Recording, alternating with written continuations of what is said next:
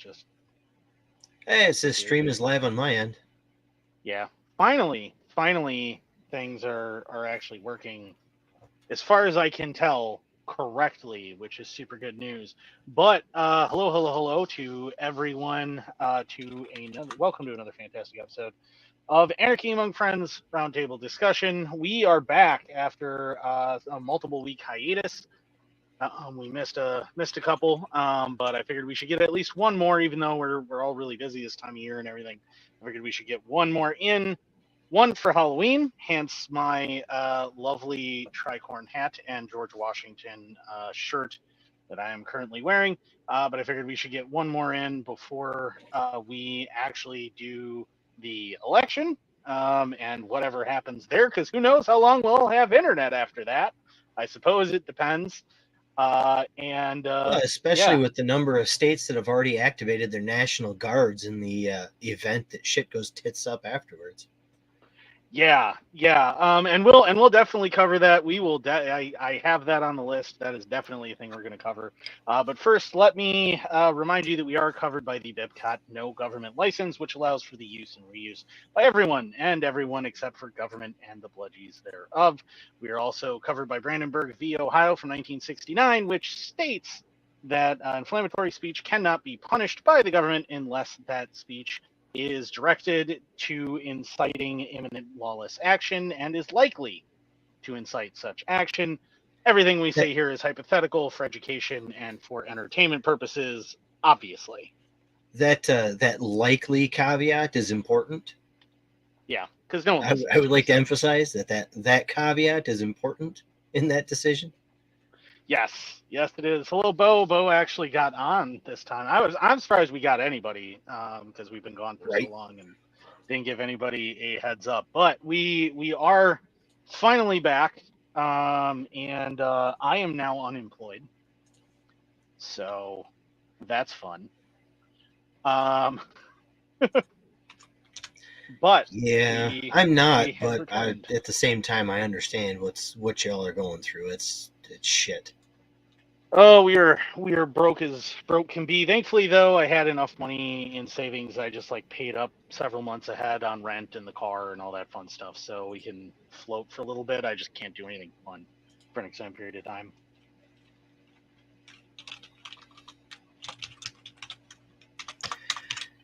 That's all right. I haven't been able to do anything fun for a while either, but that's not because of lack of funds. It's because the economy's shit. Yeah, well, the economy is shit, and it's probably not about to get any better.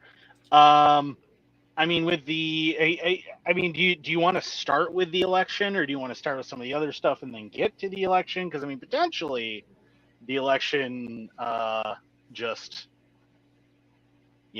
continues to eat up all of our time. I mean, it's there's a lot to be said here. Let's Uh, uh let's talk about our friend over in New York quick, and then we can break into the clusterfuck that it will be Tuesday. okay, well, before we get there, I want to talk. I want to go into an update on an article that we covered a while back. Uh, and it is in Shasta County. It's a Shasta County Fair, and get out of here. There we go. And there was a goat, pet goat. The girl, remember, showed it at the fair. It won. Her parents wanted to buy it back, so that it didn't have to get slaughtered and everything, because the little girl had grown attached to it. And they murdered the thing anyway before the parents could do anything to try and get the goat back. Threatened them, all sorts of other stuff. Um, that was about 2 years ago that we covered that, I think, originally. We have done a couple of Girl updates raised the since. goat for the 2022 fair. It says here in the article. Yep. So, and it's an adorable goat. It's one of those floppy eared, those Afghani goats that were all over the place in Afghanistan. It was one of those. So, and it's an adorable goat, and she didn't want to actually have to give it up. And unfortunately, the Shasta County Fair decided that nope, little girl not allowed to have the goat. even though they're willing to pay for it. And if memory serves, didn't. Okay, so the young girl had raised the goat for the 2022 fair as part of a program intended to teach youngsters how to care for farm animals. It's 4-H. They're talking about 4-H. If you're from rural America, you know they're talking about 4-H. When it came time to sell Cedar and turn him over to be butchered, Jessica Long's 9-year-old daughter couldn't do it. Long took the goat away from the fair, offered to pay for the cost, and pleaded with fair officials to let her daughter keep Cedar. Instead, the Shasta County Sheriff's Office deployed several deputies, search warrant in hand, to drive hundreds of miles across Northern California to find and take the goat from Billy's mini farm, where Long had taken him until the dispute was resolved. It is not clear who contacted and instructed the sheriff's office to get involved. The case, of course, caused uproar. In a federal lawsuit, Long and her daughter alleged deputies wrongfully took out a search warrant to seize Cedar and turned the animal over to fair officials. Attorneys also accused county and fair officials of using law enforcement to intervene in what was very clearly a legal civil dispute over who owned the goat. Again, it was contract law, right? This is mens rea. This is not something that should be going to, to a criminal thing, and they definitely misuse the sheriff's There was office. no reason for somebody to threaten somebody else with violence over a freaking goat. Well, yeah, and not only, did they threaten them with violence, but they enacted violence against poor Cedar, who was butchered before the family had a chance to file a lawsuit. Well, file a lawsuit anyway they did, and this is what the update is. After deputies took her pet goat to be butchered, girl wins $300,000 from Shasta County. Doesn't give her poor Cedar back, but it at least, helps punish the county officials, everybody else, for it in some sort of a meaningful way. But that's the thing. Not really, though, because it's not the county officials that have to raise that money to pay the $300,000. That's coming out of taxpayer funds. It is, but it's coming out of taxpayer funds as everything to do with the county is going to. However, because this is going to count against their insurance that they have for such things, this is going to raise their rates, and it is going to force them to be much more mindful in the future of maybe not being petty tyrants, lest they have to pay hundreds of thousands of dollars for a $900 goat, by the way. $902 for this goat. I get what you're saying, but yes, and it's going to raise the rates, but who ultimately pays those rates? The taxpayers. See, it says the settlements with the County of Shasta, Shasta County Sheriff's Office, took 2 years of litigation. Fair and county officials have engaged in obstructionist discovery tactics to avoid answering key questions about what happened to the goat, what role officials played in seizing and destroying the animal. Years later, this case still has a number of unanswered questions. After 2 years of reviewing texts, emails, phone records, and depositions, Shakib said county and fair officials have yet to make clear who butchered Cedar, what happened to his meat, and who got sheriff's deputies involved in the first place. Text messages uncovered during the federal lawsuit suggest that fair officials wanted to keep secret what happened to Cedar and who all the people were that were involved. What? Government officials, including fair officials, trying to keep their nefarious actions secret? Oh, but get this. Here's where it gets really fun. Kathy said, okay, but no one needs to know about this. BJ McFarland, livestock manager for the Shasta Fair Association, wrote in a text message on July 22nd, 2022 to Shasta Fair Chief Executive Melanie Silva. In the message, he referenced Kathy Muse, a volunteer for the 4-H program and an organizer for the county's barbecue.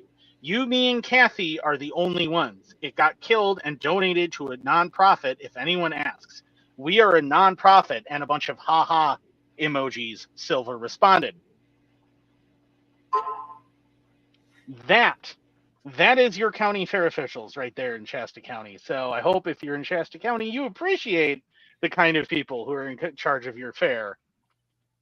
I'm willing to bet this isn't isolated to Shasta County, though, and you and I both know that.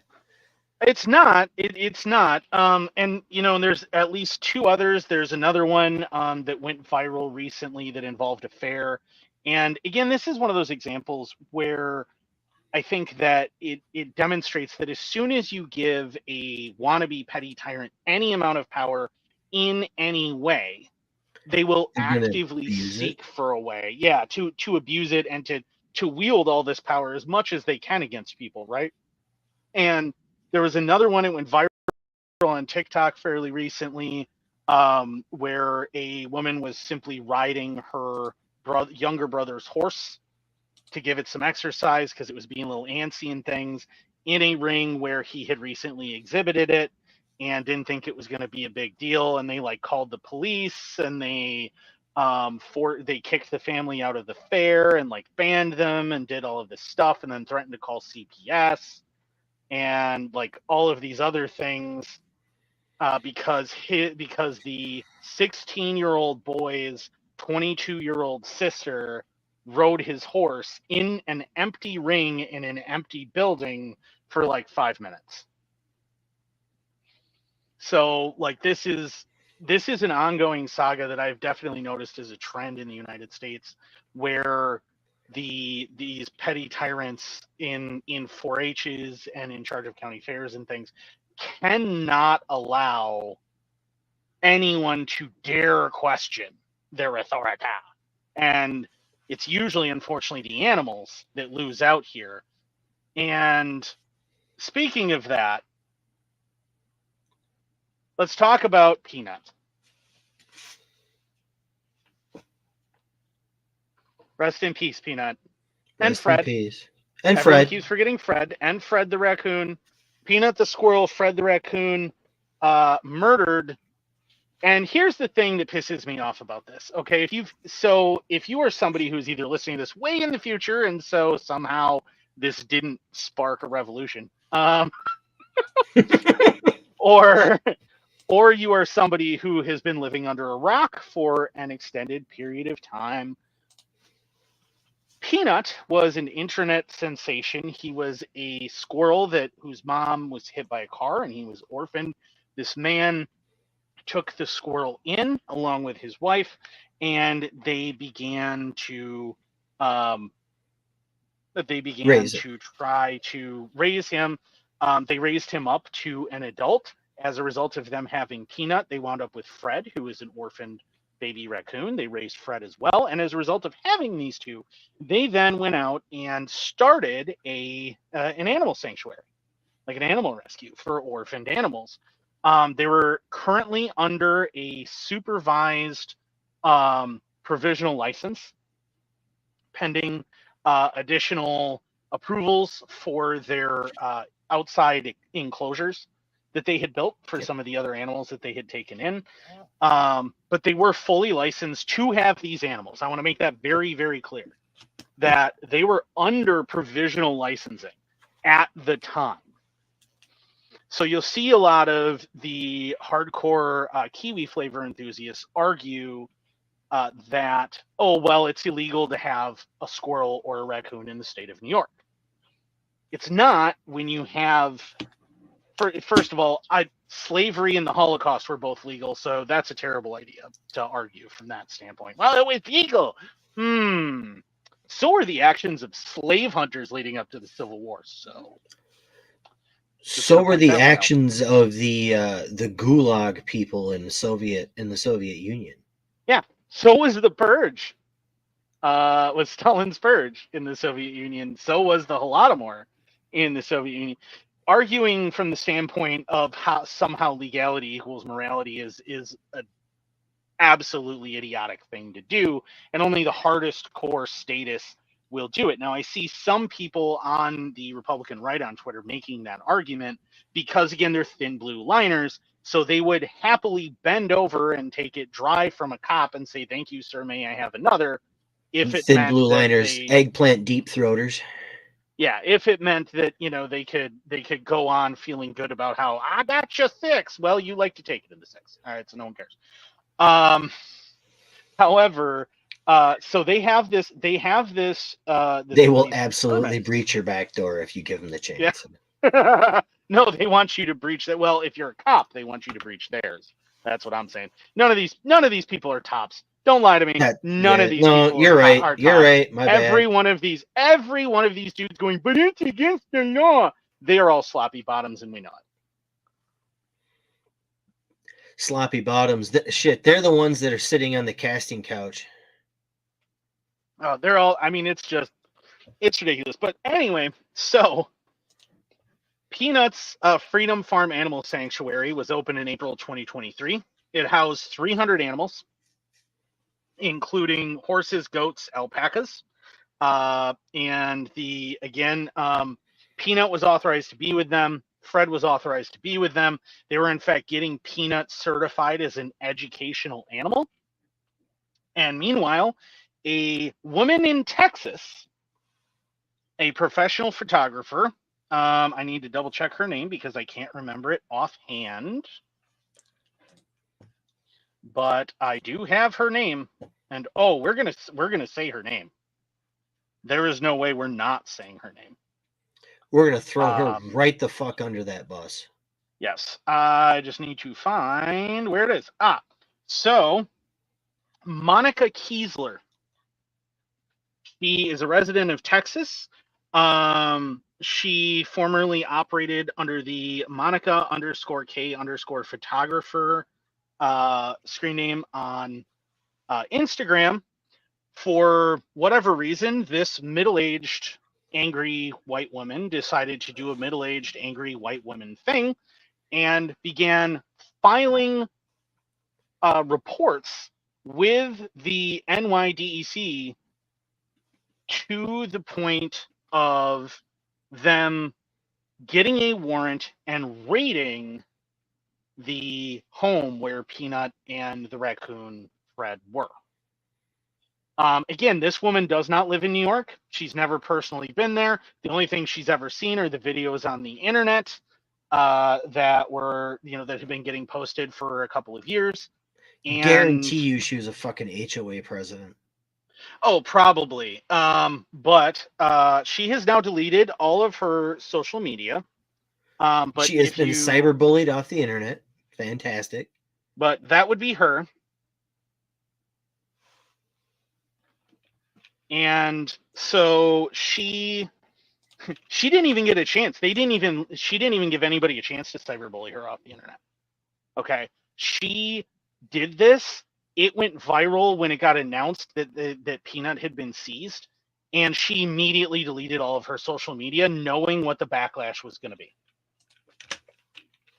And hoping that no one would realize that it was her. Unfortunately for her, one of her friends has a soul, spotted her bragging about it on Facebook, screen capped it and sent it to the people who had the animals taken from them. And so now we know her name and what she does for a living. Was that Keasler? I believe so. Yeah. Yeah. Keasler. Her personal page appears to still be active, but what do I know? It's possible. In any case, you've now seen her picture, so please don't harass the wrong person and yell at her, because there are probably more than one Monica Kiesler out there. Make sure it is the Monica Kiesler. If you're gonna say anything to somebody, at least make sure you're yelling it at the correct person. But so this lady who has literally done nothing, has no interaction with these animals, nothing to do with these animals whatsoever. She actually then makes enough complaints, like a concerted effort to get the animals seized. They're seized. In the process of them being seized, because Peanut is a rodent, he is a prey animal, and he's being grabbed by people that he doesn't know. And I want to point out that this was a 5-hour search during which the police tore apart these poor people's entire home, kept them outside like they were drug dealers, tore apart the bathroom, all of this other stuff, right? Shredded their couches, tore holes in their walls, the works, to get these animals. And again, they're licensed to have these things. During this process, this is what happens, because this lady makes so many complaints about animals that she saw on the internet that is what happens. Okay, so Then, before anybody can do anything, because allegedly Peanut bit somebody out of panic while he was being grabbed, they then proceed to euthanize both Peanut and Fred. Fred is not accused, by the way, of having bitten anyone. No. He was just a friendly little coon. And they euthanized them both, and they claimed that it was so they could be tested for rabies, ignoring the fact that Fred never exhibited any symptoms of rabies whatsoever at all in any way, shape, or form. Peanut, even if he did bite somebody, and that's a claim that I don't know that I believe, but even if he did bite someone, it would not have even broken skin. It was when he was panicked, which is an understandable time for a rodent to do it. And most importantly, he's a rodent. It is really, really, really hard for a rodent to get rabies. Yeah, it's an Really astronomically hard. difficult situation. Rats are completely immune to it.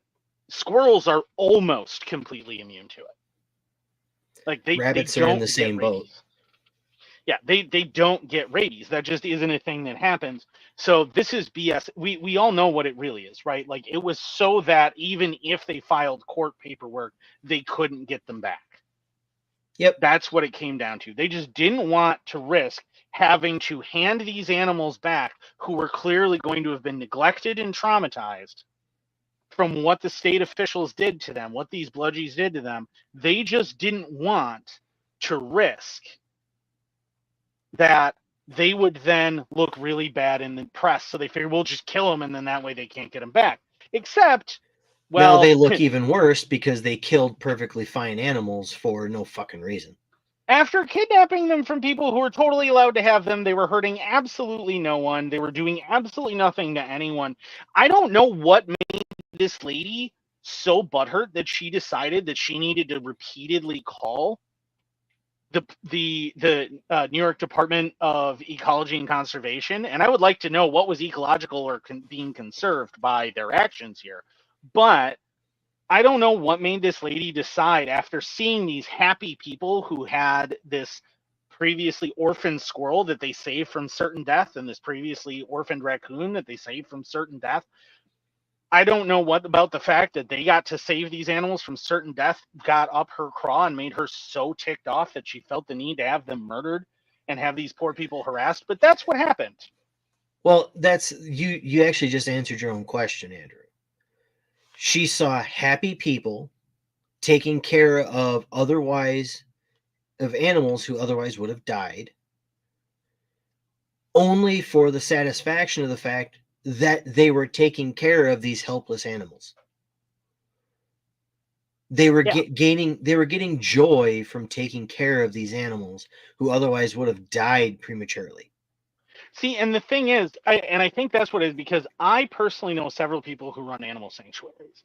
And I know that at least two of the people that I know that run animal sanctuaries have received harassment through, like, the DNR fishing game, things like that, even though they're fully licensed facilities, to the point where they have had, at least the one couple that I know, they have actually had a DNR official show up at their sanctuary that they've been running for years, at least 15 years now, that they've been running. They had a DNR official show up at their sanctuary and let them know, hey, I don't know who's getting so ticked off about this, but somebody keeps making complaints to us about you guys. We just want to let you know that there may be a dangerous individual out there who may be attacking you guys, may try to cause problems here. We don't know where they're from, anything else. And I guarantee you, this lady lied about where she was as she was making those calls.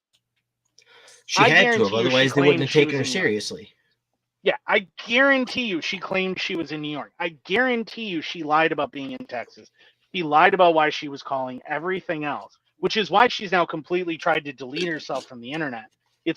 Because then, after doing all of this, after harassing these people, doing all these things to these poor people, these poor innocent people, and getting these two innocent animals murdered, after that, She then tries to brag, and somebody goes, "You know the internet's coming for you, right?"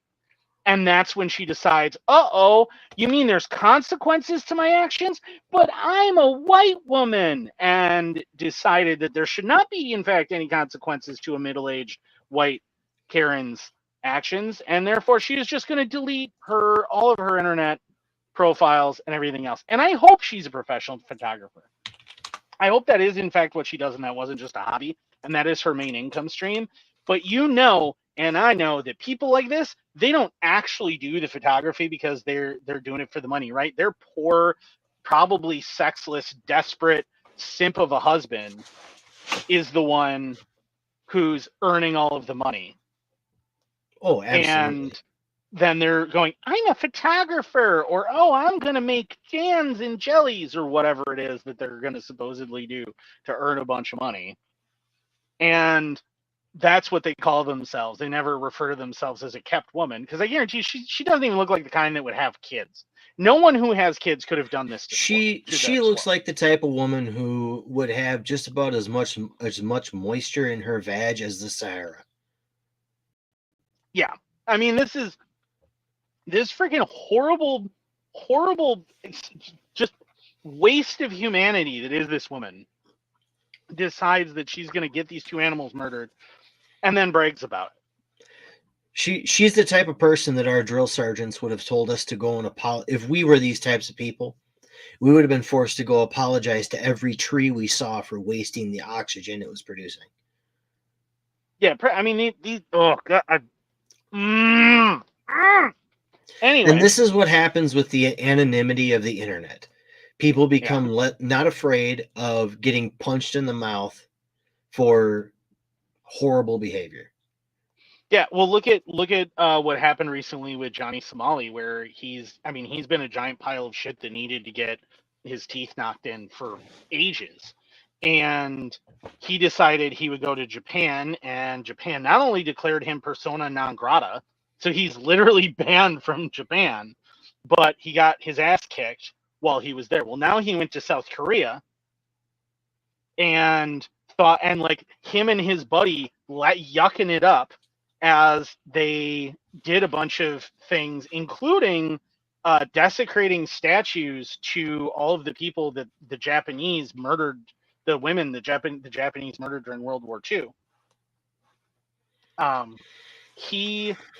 He now is they were there, and like literally within an hour of when they finally got their teeth knocked in, they had bragged and laughed on video about how no one ever does anything to us. And they wound up having to get a police escort from their hotel that they had to get a police escort to the airport when South Korea kicked them out.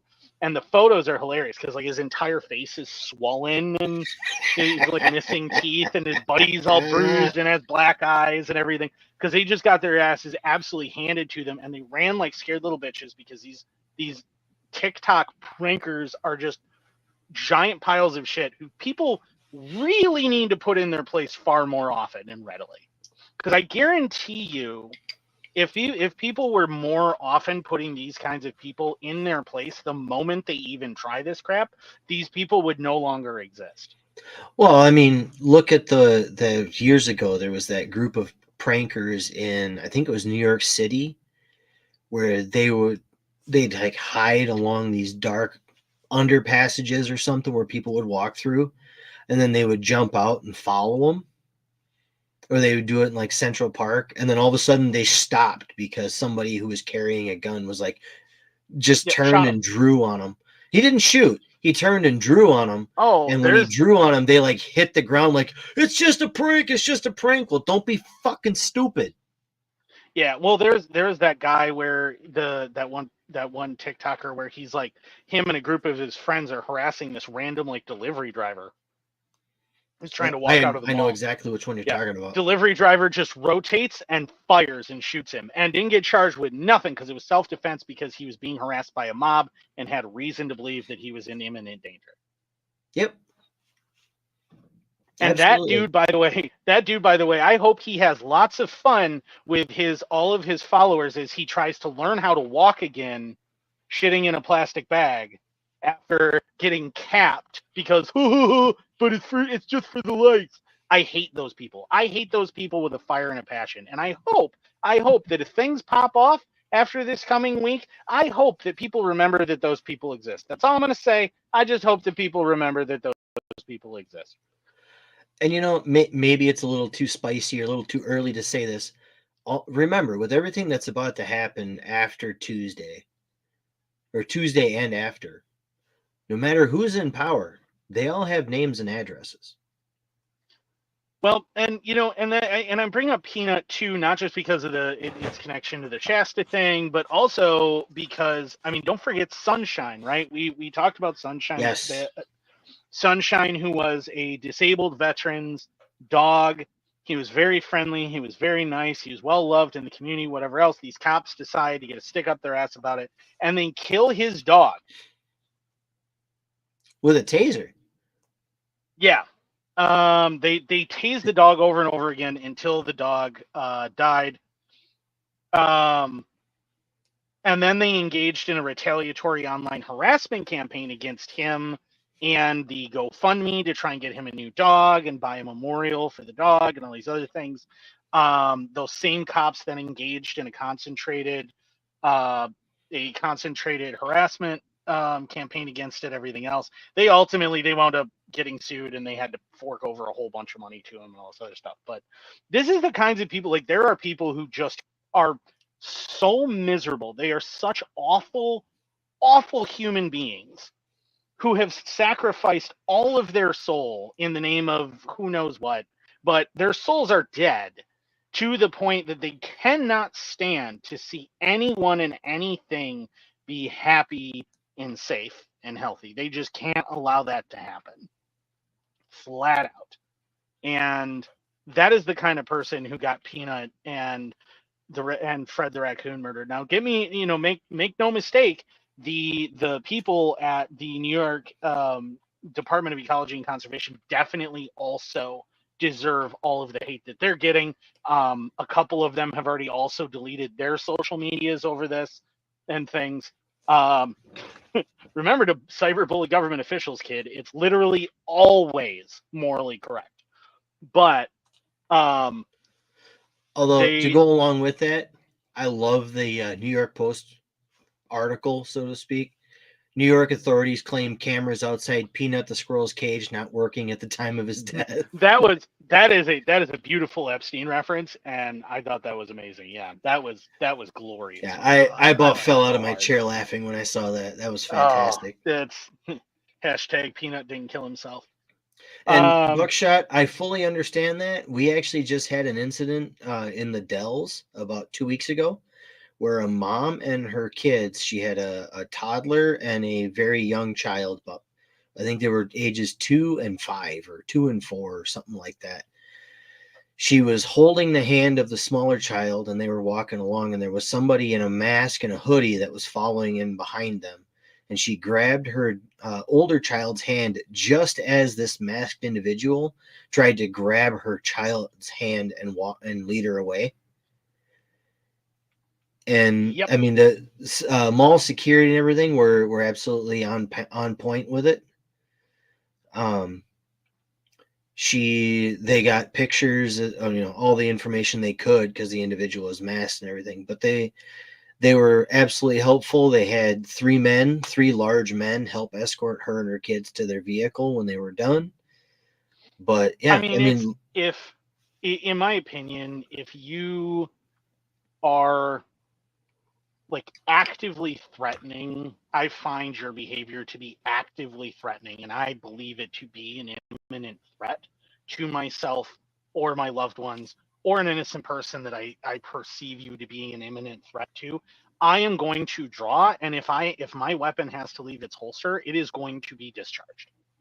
Yes, if you draw your weapon from its holster, it better be discharged, because if it doesn't, then that proves that you didn't need to draw it in the first place. According to statutory reasons. Well, those get a little funny, and in no way is any of this legal advice. But I mean, personally, that is my belief. I have every right in that situation to draw my weapon and fire with deadly intent at you. And make Yes. no mistake, absolutely no mistake, I absolutely will do that. And I will not hesitate. That will Well, happen. personally, here, I'll tell a personal story. This has already been gone through and cleared and everything. Before my now almost 11-year-old daughter was born, my wife was still pregnant with her. She had a pregnancy craving, and we were living in about 35 minutes from the nearest 24-hour store. Nearest 24-hour store was a Walmart. And she had a craving, so me being the good boyfriend, now husband, I got in the car and I drove all the way into town, got what she was asking for, and was getting ready to head home. On my way out to the vehicle, I'll describe the vehicle that pulled up, and you all can infer as to who got out of it. I'll leave it up to your imagination. It was a mid to late 80s Oldsmobile Cutlass with a custom paint job and 24-inch rubber band tires. The individuals got out. 3 of the 4 individuals got out and started, jawing at me. And I tried to walk past them, and they fanned out. I had one at 12 o'clock, one at 10 o'clock, and one at 2 o'clock. That is an imminent threat.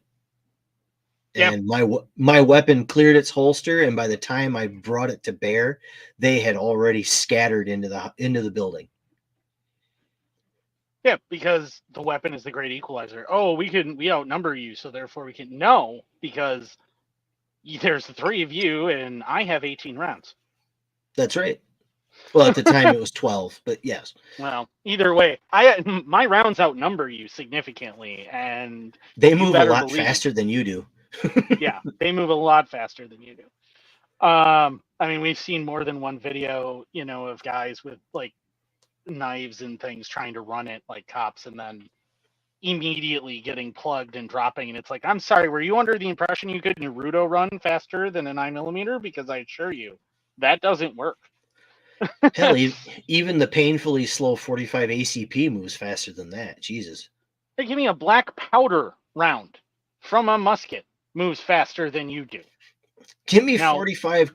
Give me 45 Colt out of a snub nose revolver. It moves faster than you do. like you're not going to outrun it. But I'll have to say, like these Karens and are just as bad as these TikTok funkers. The funny else. part would have been when he got to the other side trying to explain getting plugged by a dude in a unicorn once. I mean, hats off, fantastic. if you're gonna have to plug somebody, doing it with a unicorn onesie is definitely a way to go there. Could you imagine him trying to explain that to St. Peter at the pearly gates? How'd you get here?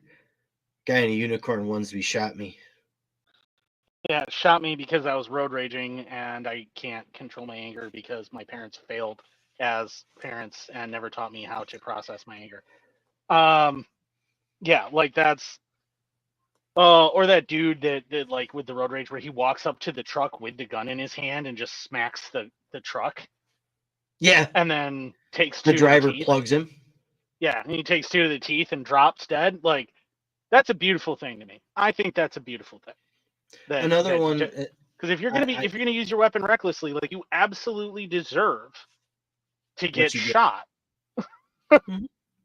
Another one that I absolutely love for road rage is a white round body Ford driving on the wrong side of the road damn near takes out a motorcycle, the guy on a motorcycle.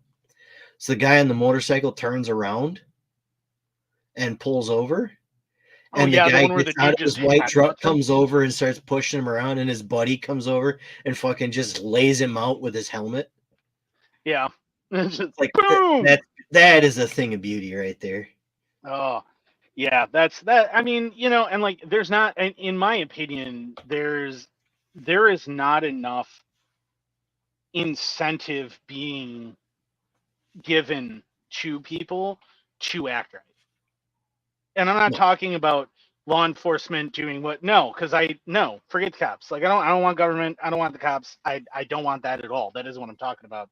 What I am talking about is individuals making sure that other individuals receive incentive to act right. That's what I'm talking about. And there needs to be more of that in the world. Because too many of these people, they use lawfare, right? And with this election, we keep talking about lawfare. You keep seeing it get mentioned, the lawfare that's getting used against one side by the other.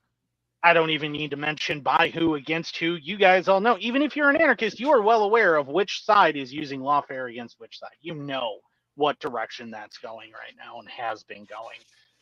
Yep. And has been going since 2016, essentially.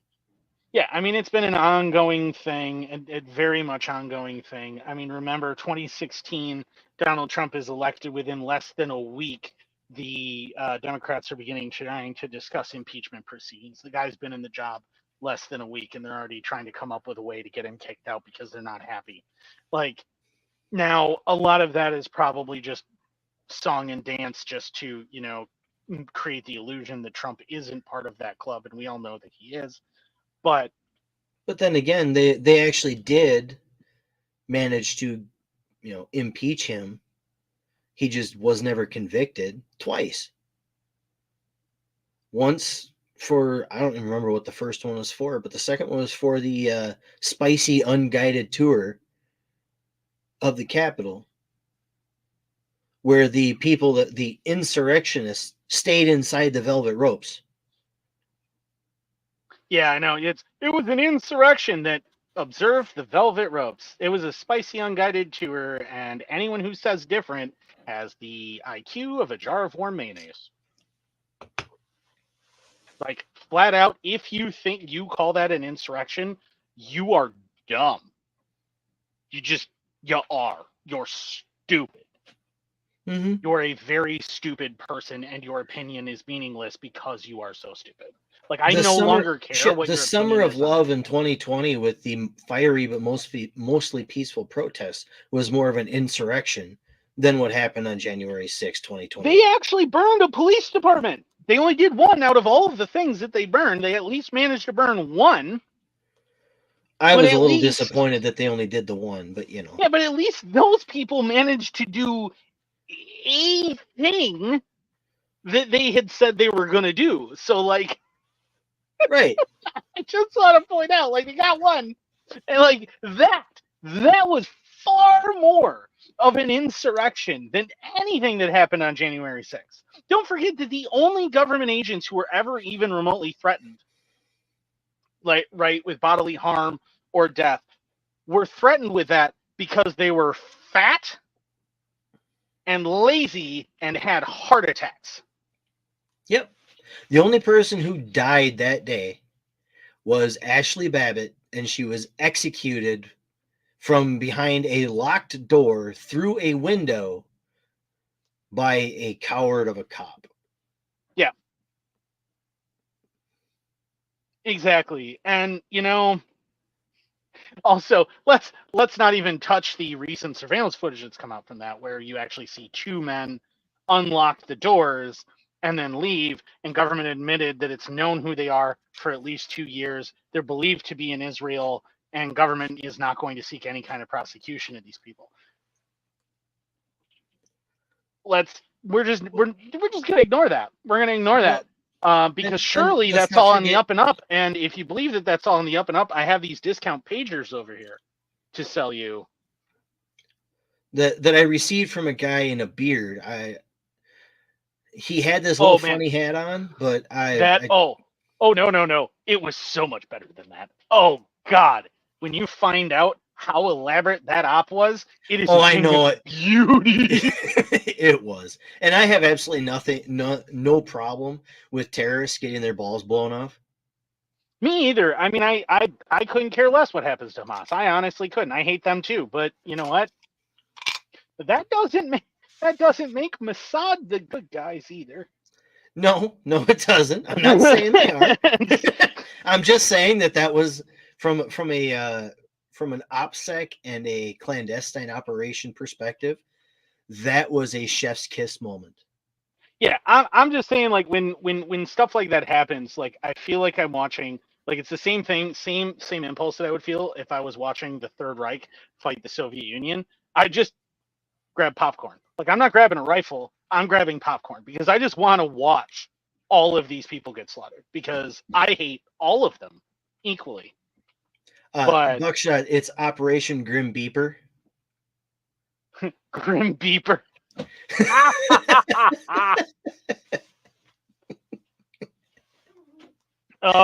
It's the, what is it? What did I see? It was like the honest somethings, like it was basically like a honest Mr. Goldberg's discount pagers or something that I saw. Yeah, it was something like that. And it was just, oh, it was glorious. And oh man, it's so much more elaborate than that though, because like they actually invented an entire model of the battery, and yes, then and inside the battery. Yeah, but then so like inside the battery was actually a component that was part of the battery that was designed to burst into flames on command, and that was inside a bunch of high explosive. Mm-hmm. And because none of that's metallic or out of the ordinary, an X-ray won't detect it. But the thing is to get it into the beepers, they had to figure out a way to do that. And so they actually convinced a Chinese company to add that battery to their catalog. And then had a guy who was a fake dealer convince Hamas to buy from that company, and had a bunch of fake reviews posted online about those batteries. And it was something great. like 10,000 units or something. Like there was some absurd number. So that those batteries were willingly chosen. No one convinced them. No one made them buy it. They chose those batteries based on the... And then they did it again with walkie-talkies the next day. Yeah, and they did it with walkie-talkies, but it gets better because there were several car radios that also exploded, and those, they didn't infiltrate. They didn't do that. That means that somebody picked the lock of that car, pulled out the radio from the dash in like a modern car, which is not an easy thing to do, replaced it with one loaded with explosives, put it back, and were able to not only do that so rapidly no one noticed, but so effectively that no one noticed anything amiss on the interior of the vehicle. That is superb in a way I am very jealous of. That is an op that I'm just super jealous. I'm just saying, like, I'm not saying it was right. I'm not saying I'm on anybody's side. I am saying that was a beautiful, beautiful operation. You know, it actually it makes a lot of the hood rats that can actually, you know, exfiltrate your car stereo or any component out of your vehicle in a matter of seconds look like amateurs. Oh yeah. These, like, I mean, I honestly, like, I half expect that there was like some dudes from the American ghetto that were being hired for part of that op. Like, I wouldn't be surprised at all. Like, that was a thing. That, good Lord. But oh man. So speaking of insane things, do we want to talk about something else insane that just I want to talk about this. I left this on here. I was going to remove this one because I didn't know if it was all that relevant, but it is too funny. We don't need to spend a lot of time on it. But for the headline alone, Harris gets insane clown posse's endorsement. I mean, that alone is reason enough for people to not vote for her. Oh! The all-popular Fago demographic. The anti-shower crowd, the people who are into three things: terrible music, methamphetamine, and not bathing. Those people have endorsed Kamala Harris. Well, and most of the people I know that are big fans of ICP also say that they're big fans of Kamala Harris because she's not Grand Chairman Cheeto, so that checks out. Yeah. The Yes, Buckshot. The I love the Juggalos are yes, endorsing the Juggalos VP have knee gotten pads. behind. Yeah, have gotten behind Kamala Harris. Um, I labeled this one literally insane clown posse, but I just the fact that ICP backed Kamala Harris is super great because most of the people that I know that are into ICP are absolutely horrified by the idea of Kamala Harris and are very pro Trump. So I just want to point that out because I know it'll shatter their whole world, and I kind of want to see them suffer psychological breakdowns so maybe they go get the help that they need because nobody who has an actual stable mental character is into insane clown posse. I've said it. You're not wrong. The only people I know that are into ICP are the types of people that they need to be medicated if they're not already. They those people need like group therapy in like a home, okay? And they need it for a number of things, and one of those is probably BPD almost 100% of the time, and the other one is probably meth addiction, and the last one is like seriously, what makes a human being decide that they don't need to bathe ever? I honestly don't understand. You have a very valid point there because I mean I go hey nerd alert right here. Okay, I play Magic the Gathering, and I go to card shops where there's a lot of people who maybe don't have the best hygiene, but you can tell they've showered sometime in the last week. These, Whereas you if you know, go to something with ICP and where ICP is around, I mean, the earliest shower you're going to find amongst those people is probably 3 weeks, and that's probably because they got dragged in there while they were passed out I, you from know, whatever they were imbibing, and the people around them scrubbed them with wire brushes.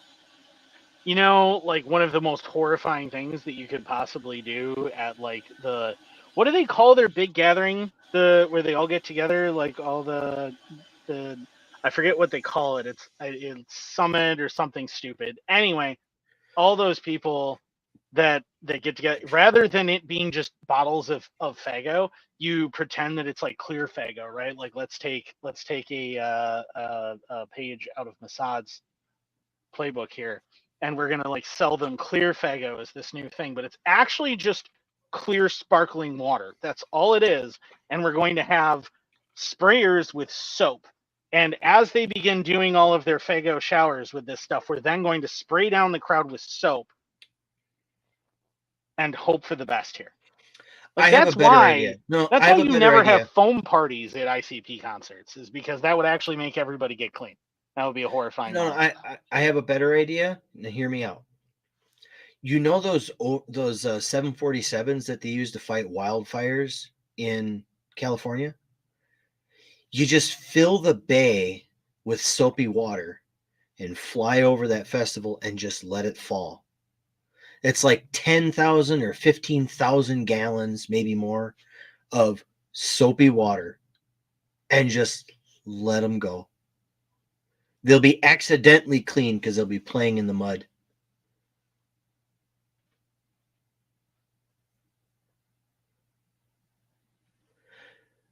Buckshot, you're right. I do miss a 3-liter bottle of Fago for $1.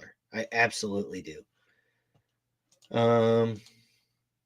Let's see. According to this article, while Andrew's on mute here, it says VP Knee Pads has secured the endorsement from Violent J, one of 2 rappers in the hip hop duo Insane Clown Posse.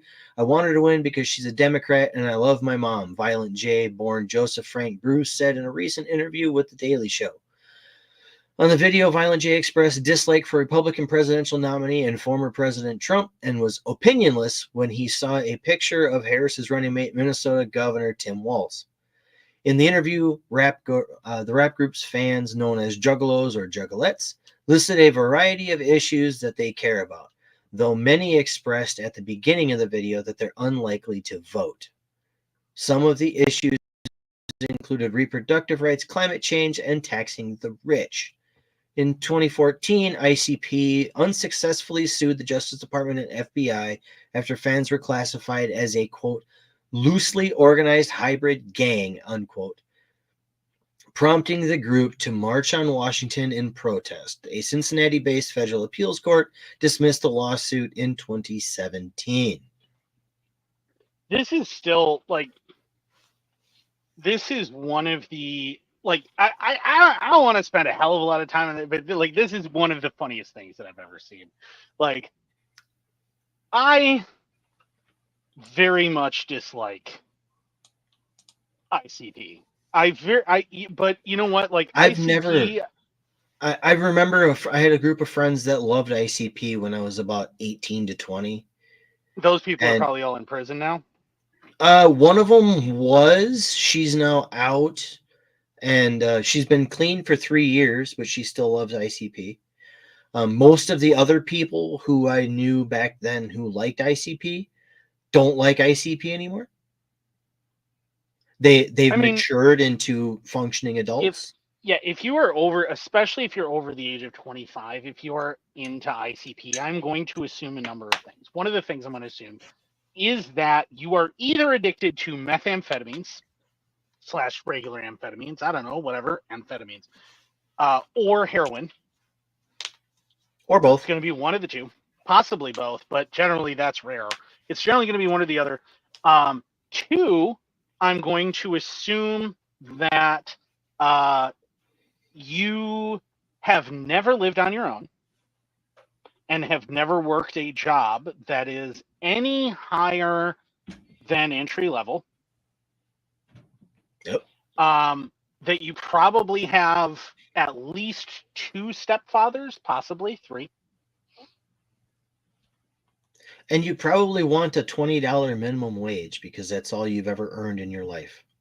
Oh, yeah. Yeah. Well, I have to laugh really hard because they mention that reproductive rights is very important to them. And I'm like, no one's sleeping with you except the other ones. And you are also riddled with various like STDs anyway, that chances are very unlikely that your children will survive. So I don't know what you're worried about. The other one that even I if find, even if they do, they're just going to wind up in the system and getting adopted by somebody anyway, because it's not like you have custody of your own children if you're in ICP, let's be honest.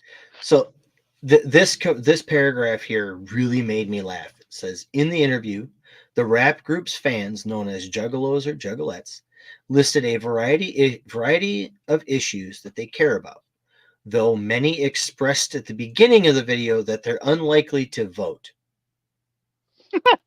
No. Could it be because most of them have a 3rd grade reading level? It could be that, or it could be that most of them also have felony convictions, so they don't have the ability to do so. A felony conviction does not mean you can't vote. You can only depending not on vote the state. You can only not vote. Well, no, I mean, in a federal election, it doesn't matter. You are not disenfranchised of your voting rights, even with a felony conviction, unless you are under active supervision for that felony. Once you have served your debt to society with a felony, you are allowed to vote again. Okay, well then, I stand corrected. Well, sit, but yeah, I mean, I know quite a few people that are in the former group, not the latter. Let's leave it at that. I also want to point out, though, how many ICP fans do you know who are not actively on some form of felony supervision? And the answer is probably not many. Very few. I know one maybe. Yeah, that's it. Yeah, but I just wanted to cover that just because I thought that Buckshot has a good point there. Or they can't get sober enough to figure out where to go to vote. That's true. That's true. That is also a definite possibility. Yeah, I just thought that was there's so many celebrities, and my favorite thing that I've been seeing on Twitter lately is all of these celebrities who are talking about how the Kamala Harris campaign very quietly tried to approach them to do an organic endorsement of her. All these influencers and stuff that are calling her out. It's been great to watch them all call her out, and then like the campaign like threaten them and say, "Oh, it's freaking glorious." But speaking of people backing other people in something that I find positively glorious, Wyoming backs Utah's quest to seize BLM land, may want other federal property. There are a bunch of them signed on to this, by the way. Yeah, it started off as just Utah suing BLM for the unused or undeveloped federal land in their state to take back possession of it, to do it as they wish. And there have been a number of Western states that have been like, us too, us too. Yeah, I want to read a lot of this, and I realize there's a lot of this, but I really want to read it because they make a lot of really good points, and I want to bring them up. Wyoming is backing an effort by Utah to wrest ownership of U.S. Bureau of Land Management land from federal government, arguing that states could develop the land to attract prospective citizens.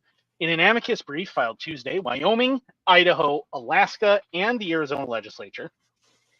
Since this article, there's been, I think, 4 or 5 more states or something that have been added. I think actually a lot more. I think it's like that. I want to say it's double digits now of states that have joined onto this. Expressed support for Utah's quest to take its case straight to the U.S. Supreme Court. Utah wants to own BLM land that's currently the property of all Americans.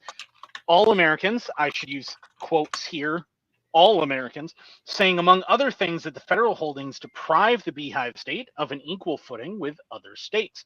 Governor Mark Gordon announced the Wyoming plea this week. Wyoming's U.S. Rep. Harriet Hagman lent her name to a separate amicus brief supporting Utah, teaming with U.S. Senators Mitt Romney, sorry, it just happens whenever I say his name, Mike Lee, and other Western members of Congress. There are 12 states, Idaho, Alaska, Wyoming, and the Arizona legislature. Iowa, which spearheaded a brief signed by the attorneys general of Alabama, Arkansas, Mississippi, Nebraska, North Dakota, South Carolina, South Dakota, and Texas. Utah's entire congressional delegation, the Utah legislature, the Wyoming legislature, Utah Association of Counties, the American Lands Council, a nonprofit organization based in Utah that advocates for access to public lands, the Sutherland Institute, a Utah-based conservative think tank, Utah Lands Council, Utah Wool Growers Association, Utah Farm Bureau Federation, and county farm bureaus from Beaver, Garfield, Iron, Kane, Puyallup, Serpente, Sevier, Uinta, and Washington counties, Pacific Legal Foundation, Coalition of Counties in Arizona and New Mexico, the New Mexico Federal Lands Council, and the New Mexico Farm and Livestock Bureau. Bam! Okay, so it is double digits. Yes. Yeah, so 26 Wyoming legislatures also asked Tuesday to join the action if the Supreme Court agrees to take up the issue. Those 10 state senators and 16 representatives say they might not stop after gaining state ownership of BLM's land, which is largely sagebrush and desert prairie steppe. Wyoming legislators could extend their claims to, quote, all former federal territorial lands now held by the United States, including parks, monuments, wilderness, etc., their brief states. Federal government has until November 21st to respond to what conservationists call a land grab. No, the federal government trying to just take all that land because nobody settled on it when they initially said, go ahead and settle on it. That was a land grab. If you look, and I don't believe this is anything new to our audience or anyone here, but if you look at the map of federally owned lands across the country, from the east to right about Kansas, the Kansas north-south line there, most of that land is privately held. Once you get west of Kansas, about 80% of that is owned by the federal government. Something like 85+% of the entire territory of the state of Nevada is owned by the federal government. I believe that one's 90 actually, but yes, it might be 90%, but it's still like, and this is like, again, this is one of those things where it bears out that, the federal government is the largest landowner in the United States, and that was never intended to be the case. The federal government was not supposed to own land. That was not a thing that was supposed to happen.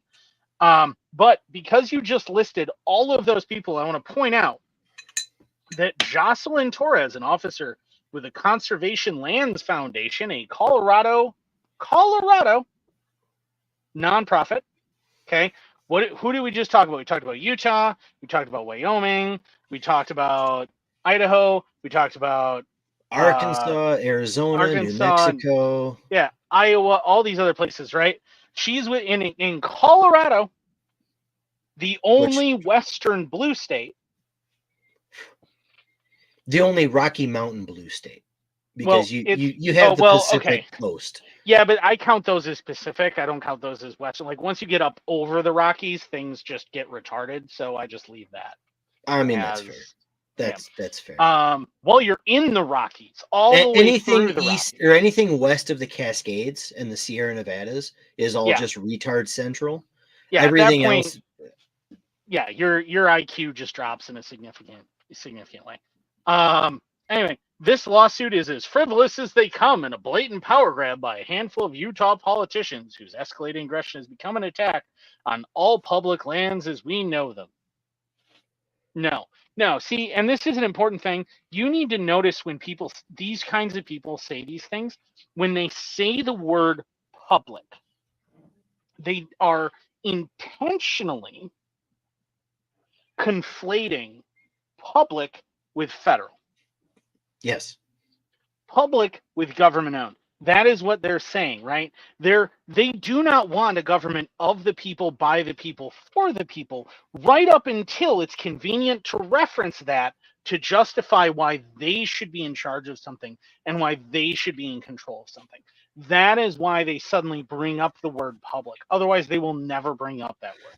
the only time I will say public, quote unquote, public land is a good thing, and I say this from a position of unfortunate understanding, is when you have tracts of land that are considered recreational land, like public hunting lands and stuff like that, for people who don't have the ability to hunt private woods, that kind of stuff. I'm not as averse to that. But again, those are generally controlled from a more central or an organization that's closer to the people. Well, the thing is this is if it's truly just public land, right? And it's public land. We used to have truly public land in the United States, right? We That's had true. land where you could just go out there, no one owned it. You could pound a literal stake. Remember staking your claim? You could Yep. pound a literal stake into the ground, and 40 acres around that stake became yours forever if you could live on it and improve it. And as long as no one had done that in that area, you could graze your cattle across it, you could ride across it, you could walk across it, you could do whatever you wanted, and that was just freaking fine because nobody owned it. Nobody owned it, right? It Nope. wasn't that it was owned, it was that nobody owned it, right? Nobody owned it, nobody controlled it, and it was just understood that in those lands where nobody owns it and it's a territorial piece of land, right before it all became states, well, in that instance, just federal territorial laws apply. Well, Fine. even when after tracts of land became states, they still had homesteading where you could go and stake your claim. Shit, I have a family homestead on the mount or on the ridge tops between Bangor and Sparta, Wisconsin. That's 40 acres up on top of a ridge top. That's how it came to be in the family. My great grandfather got off the boat, went up on the hill, and went, "This looks good. This is mine now." You want to And that know was in why the they're early called the Oklahoma Sooners? 90s. I know this story, but please proceed. Yeah, yeah. That's oh no, I want everybody to look at it. Like, why is Oklahoma called the Sooners? Look that one up, and you will understand why they're called the Sooners. It's because they got there sooner than everybody else because they kind of cheated. But anyway, And I want the to address this question from Buckshot. He says, "So do you think the shenanigans going on down south with the Helene cleanup is just a land grab to get the lithium?" Um, I don't. I don't. Um, I don't. At least I don't believe anything was engineered to get there. But it could be a situation of convenience where No, everything's already destroyed. So I mean, I what I think it is I think it is just genuine. Like, not everything is a conspiracy. There are a lot of conspiracies, but not everything is a conspiracy. I think that what it is that there is moments of general or genuine federal paralysis because of bureaucracy. Bureaucratic paralysis is a genuine thing, and one of the organizations most afflicted by it is FEMA. Flat out, it just is. There are still. I mean, it would help if they hadn't blown their entire budget on illegals, but you know. Yeah, but they didn't. Remember, they held out a bunch. But anyway, look at Elroy. Look at this. You're talking about my town? Yeah, at Elroy, all of the houses that got flooded out. Yeah. Look at how long that took for anybody, and there are still a ton of people there who still can't move, can't rebuild, they can't move back because FEMA is still working on getting them money. Yeah, well, I mean, I know when we had those really bad floods in 2018, which was the summer before we moved to the town. I remember driving down along that frontage road past all the houses that were destroyed, and they all still stood there until 2 summers ago. They finally bulldozed them 2 summers ago. So like I can remember I talked to somebody last summer whose house had finally, and it wasn't because FEMA authorized it. It was actually in spite of FEMA authorization, by the way, that those were bulldozed. The county demanded it because they were deemed a health risk. Yeah, because they were a health risk. So anyone who doesn't know, because if you don't live in this area, you probably don't know, Elroy suffered some catastrophic flooding and landslides, a la what happened in North Carolina. We have, I'll break it down because, full disclosure, I've never said this on the podcast. I live in the town Andrew's talking about. And we have a stream, a small river that runs through here called the Baraboo River. Now here, it's a pretty small creek. But once you get about 20 miles downstream, it widens out into I would say a small size river, like the size of the Kickapoo River, which is a Class A trout stream that's pretty heavily touristed. Here in town, I was going to say, calling it a Class A trout stream might actually tell people like what we're talking about, because when you're just like, oh, it's the size of the Kickapoo, most people have no idea what the Kickapoo. Yeah, it's a Class A trout stream. In a lot of the places on the Kickapoo, it's about 15-20 feet across, but it's pretty shallow. The same thing with the Baraboo as it runs through here, only it's about 10 to 12 feet across. And I think the deepest point coming through town here prior to those floods was like 3 foot. After the floods, we have some spots now that are 12, 15 foot because of where it undercuts bedrock or anything like that. But at that point in time, when the floods were happening, the actual depth of the Baraboo River here in town was, if my memory serves correctly, it was something like 38 feet. Yeah, it was might have even been a little more than houses lifted up off of their foundations and moved 6 to 12 feet back away from their foundations. And like this was a massive disaster. So like when Chris and I talk about like flooding and mudslides and the things in North Carolina, there are 2 things you need to understand when we talk about those. One is our area that we live in has experienced the same stuff more than once in the past 15 years. Yes. Number one. The other thing you need to understand is about me is I lived in those areas. I lived in the mountains of North Carolina. I've traveled through them, but I've never been there.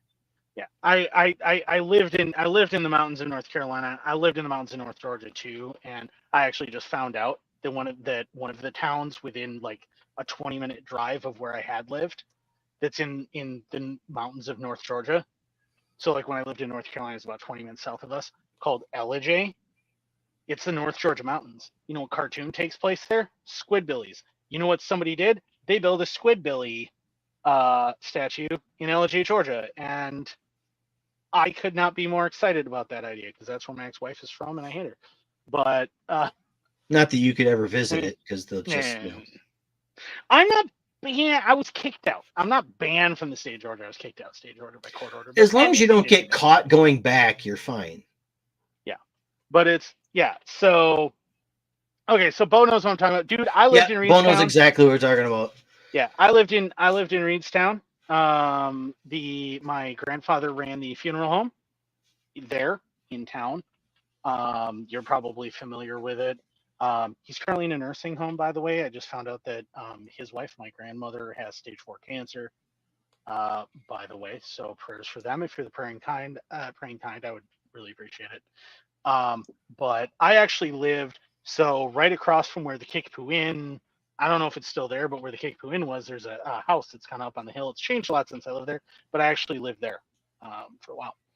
And Bo, I know exactly where you're talking about, because the land that I have the privilege of hunting on every fall is just outside the town of Lafarge. So Andrew and I are intimately familiar with this area. Yeah, so that's actually Bo, that's actually my great grandfather. Well, my stepdad's dad was Hank. He actually built the house that we lived in. It's actually John is my grandfather. His son, who ran it for years. He's in Sanskadalen now, but at the moment because of my grandma and everything. But yeah, so there's some fun information about Andrew in case anybody wanted to know, and they probably didn't. But yeah. So anyway, was it? Oh, so like when we talk about like the flooding and stuff, the stuff that happened in North Carolina, like we know very intimately. I know the area. We know what that's like. Everything else. I just wanted to point that out. But anyway, Chris, you were saying about the stuff that was happening in Elroy, or that happened in Elroy. You were saying it was, what, like 18 feet or something that it flooded, right, in 2018. 2018, it was no, it was 30. The highest point it reached was something like 36 feet of river depth, which was enough to completely flood out the substation, which is on the banks of the Baraboo River, and destroy a good chunk of a couple of the downtown businesses that have basements below the main highway. And the only reason I know about that is because my favorite gun shop was looking at buying a building in downtown right here, and they ended up not, because they were about to demolish that building if they didn't get it repaired, because the only thing holding the brick building up was the bricks. All of the wood had rotted out from the flood. Yeah, I mean, this happened years and years ago, and there are still people waiting on any funds. And they had flood insurance, by the way, because that is still in the floodplain. They are still waiting on funds from FEMA. Why? I don't think it's malicious. I think it's just a byproduct of how much bureaucracy is involved in FEMA. Yeah, I mean, you're not wrong about that. I mean, even the farm that I hunt in Lafarge, because at the Kickapoo River at the 82 bridge in Lafarge, there's a USGS flood stage station right there, and the previous record flood stage was 18.5 feet, and that was where that USGS station was built, was at 20 feet. And it got high enough that it shorted out that flood stage reader, because the flood stage, or it got up to, I think it was 22 or 24.5 feet there.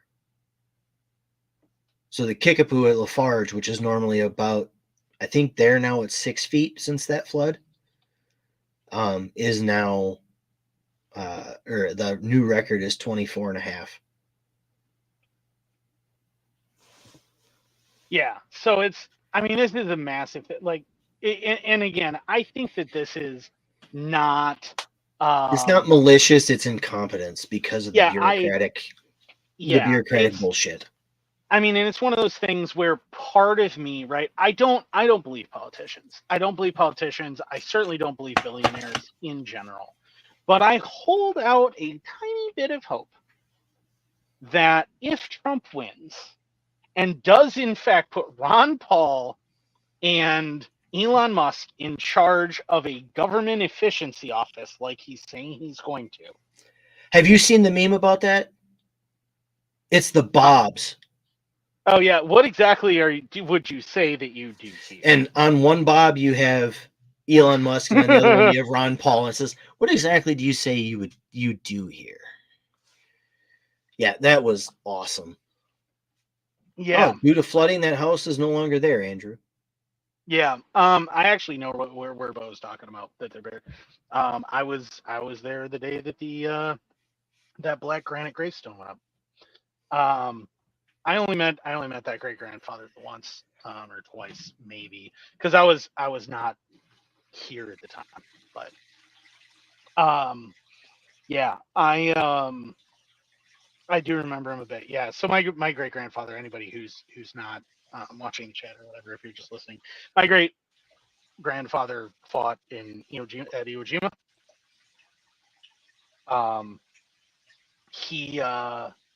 He fought across South Pacific. He was a Navy corpsman for the United States Marine Corps. At one point, he also drove a mail jeep. We have letters from him back to my great grandmother about him driving this sweet little jeep, and also at one point having to drive it as he was under mortar fire, which is a hilarious story because he's just like talking about him screaming at the top of his lungs and just pedal to the floor, top gear, and he wasn't going to hit the brakes and he was just going to weave and hope for the best. On a sandy beach in the South Pacific during World War II, but he knew almost all of the guys who raised the flag over Suribachi. We have several pictures of him with the guys who raised the flag on Suribachi. That actually reminds me, and I don't normally plug other shows, but I want to say it was 3 or 4 weeks ago. The Unsub guys actually had 2 World War II vets on the show, and one of them was one of the guys who helped raise that flag too. So, excellent show to watch. The majority of them would be dead within weeks, but a few of them survived. But yeah, it's an interesting family story. But that's my stepfather's stepfather's father, that was in World War II. So no blood relation of any kind or anything. But yeah, I still kind of regret not going into the funeral home business, to be honest with you, because I could have taken it from my grandpa. But anyway, that is off topic. We're running lower on time here. But to continue to talk about the Wyoming thing, so 26 Wyoming legislators also asked Tuesday to join. Let me find. Oh, so Utah and its allies argue, and this is the important bit that I specifically wanted to talk about. Utah and its allies argue that BLM lands are unappropriated and should be the property of Western states because of the federal government's, quote, indefinite retention, end quote, of 18.5 million BLM acres. Quote, Utah is deprived of basic and fundamental sovereign powers as to more than a third of its territory, its bill of complaint states. Sagebrush rebellion efforts like Utah's legal gambit, I love that they reference the sagebrush rebellion, have popped up and fallen short repeatedly since the movement arose in the 70s. They've been countered in part by Western states ceding in their constitutions and statehood ownership of federal property to the government and all Americans. You dumb sons of bitches! You dumb sons of bitches. But it's because these idiots back then, they trusted the federal government. They still trusted them.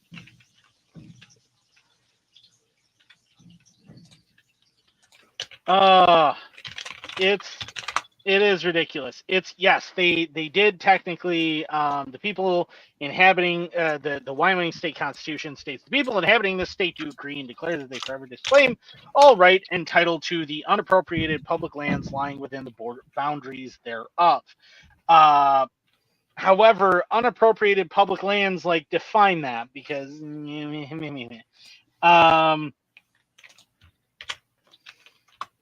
so further, Western states receive federal property at statehood 2 square miles of many surveyed 36 square mile townships in Wyoming to support schools and other institutions. Wait a second. Did you say it was 18.5 million acres? Yes, 18.5 million acres. So I just did a quick calculation here, and the air for those of you that are close by, which apparently in the chat we have Bo, who's from Wisconsin, and Buckshot, who's from Minnesota. The area of Wisconsin in acres is 41.9 million acres. So roughly half the size of the state of Wisconsin. In Utah, that's just Utah. Owned, is owned by BLM, Bureau of Land Management. Just to put that in perspective. God, I love the internet sometimes. To put that in perspective, imagine that everything north of Highway 10 in the state of Wisconsin is now federally owned. Everything, without exception. Exactly, Buckshot. That is exactly the reaction you should have to that statement. Yeah. Damn. Yeah. That is the amount of, and that's just Utah. Arizona has a significant amount of federal land. Wyoming has an even more significant amount of federal land. 28%. 28% of the land in Wyoming is managed by BLM. Yeah, 20% of that.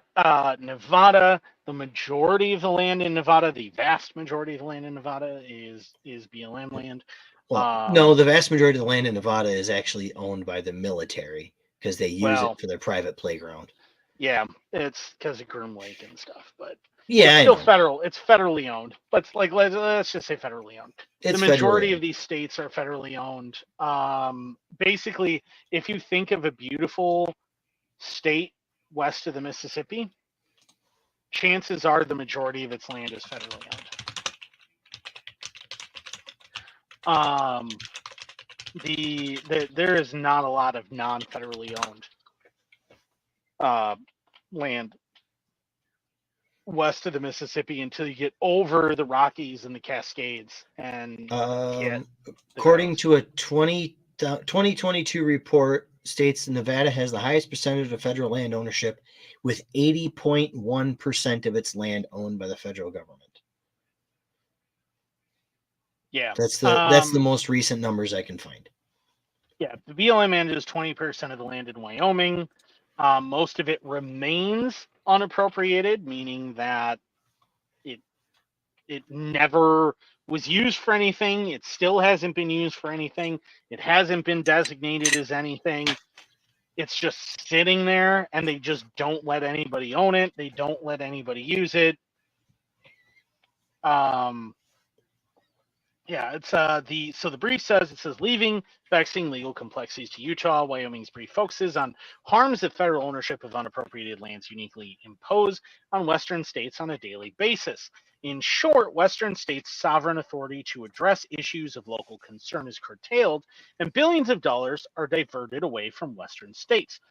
A ruling in favor of Utah would, quote, begin to level the playing field and restore the proper balance of federalism between Western states and the federal government. If Utah prevails, Western states would then have a fair chance to develop the land to attract prospective citizens. Wyoming contends ownership of federal BLM land would let Wyoming and its allies, quote, use and develop land and reinvest more of the revenue generated. Wyoming's 29-page brief concludes with the assertion that, quote, granting the relief requested in Utah's bill of complaint would make clear that Western states are not second-class sovereigns to the federal government. Which is the way it's supposed to be, because I don't believe there's anything in the Constitution or any amendment to the Constitution, which we all know is a paper shield, but let's play by their rules for a second. I don't believe there's anywhere in there that really designates their ability, other than for military installations, for federal use. Yeah, well, it it's debatable, It's but gray. It's yeah. gray. It's very gray. But again, in the Constitution, you still have the 10th Amendment, which has been completely destroyed by previous Oh, jurisprudence. the fucking tenth Amendment is I actually hate one because I don't give a shit about the Constitution. I just want to point out I don't give a Yes, shit about I'm an anarchist. I don't care what someone wrote down on paper. I have natural rights, so I don't care what anyone put down on paper. I don't care what they said. I don't care ab- what they designated to who. no, But I the Tenth absolutely agree with Amendment, you. yeah, But the Tenth Amendment of all of the amendments is the one that effectively simply has ceased to exist. It does not exist. It doesn't. It doesn't. because they've decided that federal supremacy overrules the 10th Amendment.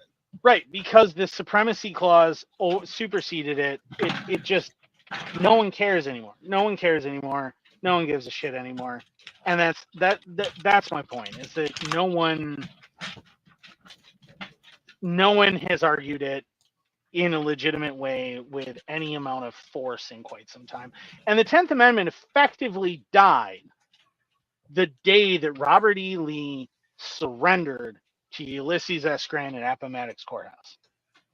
Yep. That is the day the 10th Amendment died. And yes, was the Civil War fought over slavery? It absolutely was. And anyone who tells you different is a revisionist pile of shit. Who goes, no, it was over states' rights. Really? States' rights to what? Slavery. Slavery! Yay! Okay, it was. But just because they fought it over a bullshit thing that they should not have does not undo whether or not they were correct. Like, I just want to point that out. Yeah, Just no, because, that's absolutely accurate. yeah, just because they're piles of shit, and I'm glad that a bunch of them died because they're racist, horrible piles of shit that thought that you could own other human beings, and I have a significant issue with that. Just because of that does not undo the fact that they weren't correct about the fact that states' rights were under threat, states' rights of determination were under threat, and they were about to lose them. And if you want to see where that happens, look at the language. Antebellum US, it's the United States are. Post Civil War, the United States is. Even though it's a plural, it becomes a singular thing. Yep. This is because the federal government asserts its absolute supremacy through deadly violence and destruction. Yep. I have nothing to add to that because it was perfectly put. Yeah. Also, one last paragraph that I want to read from this article. Wyoming lawmakers say that Wyoming expected at statehood that Congress would someday dispose of the BLM lands in question as it had done with every other state.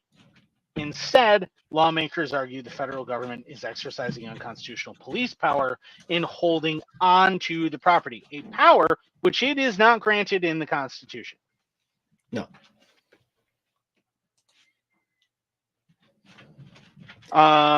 Turning the BLM land over to Wyoming would create a boom. Lawmakers assert developing natural resources in Wyoming could create thousands of jobs, create billions of dollars in economic activity, and significantly boost the state's economy.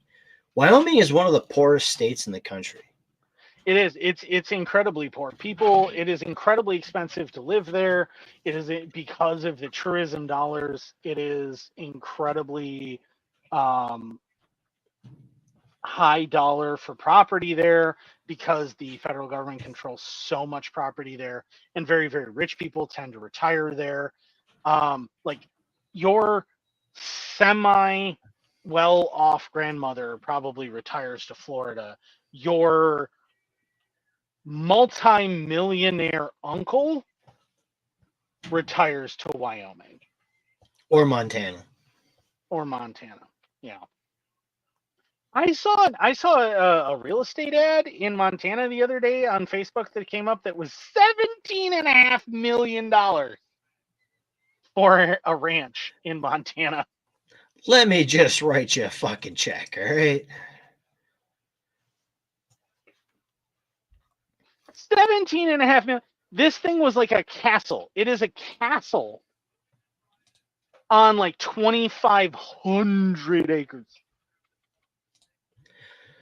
Well, Andrew, I think we've beat around this bush long enough. We've got about 25 minutes. Do we want to get into Tuesday and what's coming? Do we want to talk about what's coming? Yes, I do want to talk about what's coming. So, the election is upon us. And let's be honest, the selection is upon us. Yes. The election is upon us, and I don't believe that presidents are elected. I believe they're selected. I think that a lot of the gestures by the GOP have been entertaining, but I don't think they're going to make much of a difference. I don't think they're going to make good on them in the first place, because they had the opportunity to make good on them 8 years ago. So I will point out that, so what we just saw in the past 24 hours, one of the things that we saw is, so do you remember the video that came out where an election official from back during the 2020 election admitted on a hidden camera to an undercover journalist in a restaurant that the Democrats had faked a leak in the roof? Yeah, do you know who broke that story? You're talking about in Georgia, right? Yes, yeah. So yes. That's where I'm going. Do you know who broke that story initially? Nah, I have no idea. That story was originally broken by Crowder and his Mug Club Undercover. Okay. In any case, undercover journalist captures it on video, right? Dude admits Democrats cheated 2020 election in Atlanta, which explains the hard blue swing that the state of Georgia took in the 2020 election. It surprised everybody. But like places like Atlanta, where they faked computer issues, they faked electricity issues, they faked roof leaks, things like that. They said, okay, well, we'll come back tomorrow. They all leave. The Republicans leave, go back to the hotel. They turn around, come back, the Democrats, and they begin counting votes without the Republicans present. Okay. The same thing happened. The same kind of thing happened in Detroit, where that one district they were putting, because they had the election observer standing outside the glass with cameras looking in.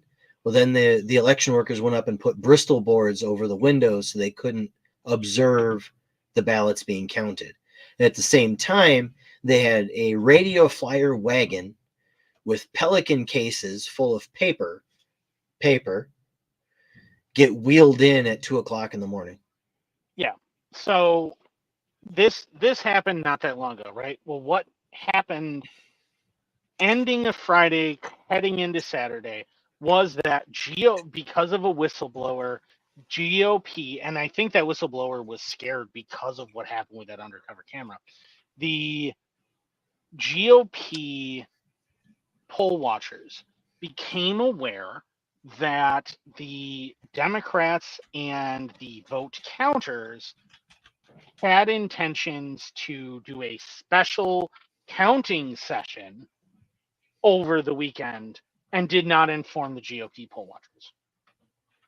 They intentionally tried to do it underhanded so the GOP poll watchers would not be there. The GOP poll watchers became aware.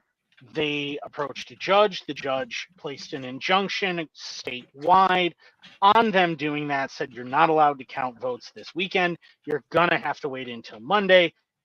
Basically, like any of you goes into those fucking buildings and touches that shit over the weekend, you're held in contempt and you're immediately to be confined to prison.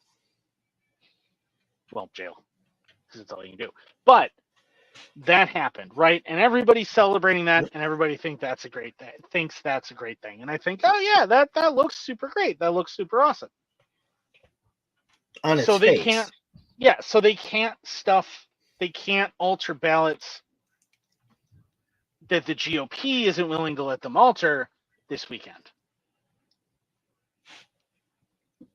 That says, remember that when a lot of the changes happened, 2020 were 3 days after the elections. Yep. This is all misdirection to make you think. This is all simulated stuff. This is simulated conflict. This Look is over here, look simulated over here, back look and over forth. here. Don't pay attention to this. Look over here, look over here. This is all trying to convince you that they are actively going out of their way. They are trying. They are doing all these things. The GOP is trying so hard for a free and fair election, for a change. They're really giving it their all, guys. Golly gosh. That is what this is, right? That is what is going on. This is theater still. And all these people are being deceived by it. Yep. You still think that your vote fucking counts. You still think that it's going to matter. And that's the thing. That is why they're doing this. They are trying to convince you that the GOP is truly fighting for your right to determine who rules you. First of all, if you need somebody to rule you and you think that choosing a new master every 4 years makes you free, I have real bad news for you. And there's a movie you should watch. It's called The Jones Plantation. But anyway, ignoring that. Admittedly, now I'll admit myself, I will be going to the polls on Tuesday, but it's not to vote for any of the offices. Locally, we have a property tax referendum for the local school district.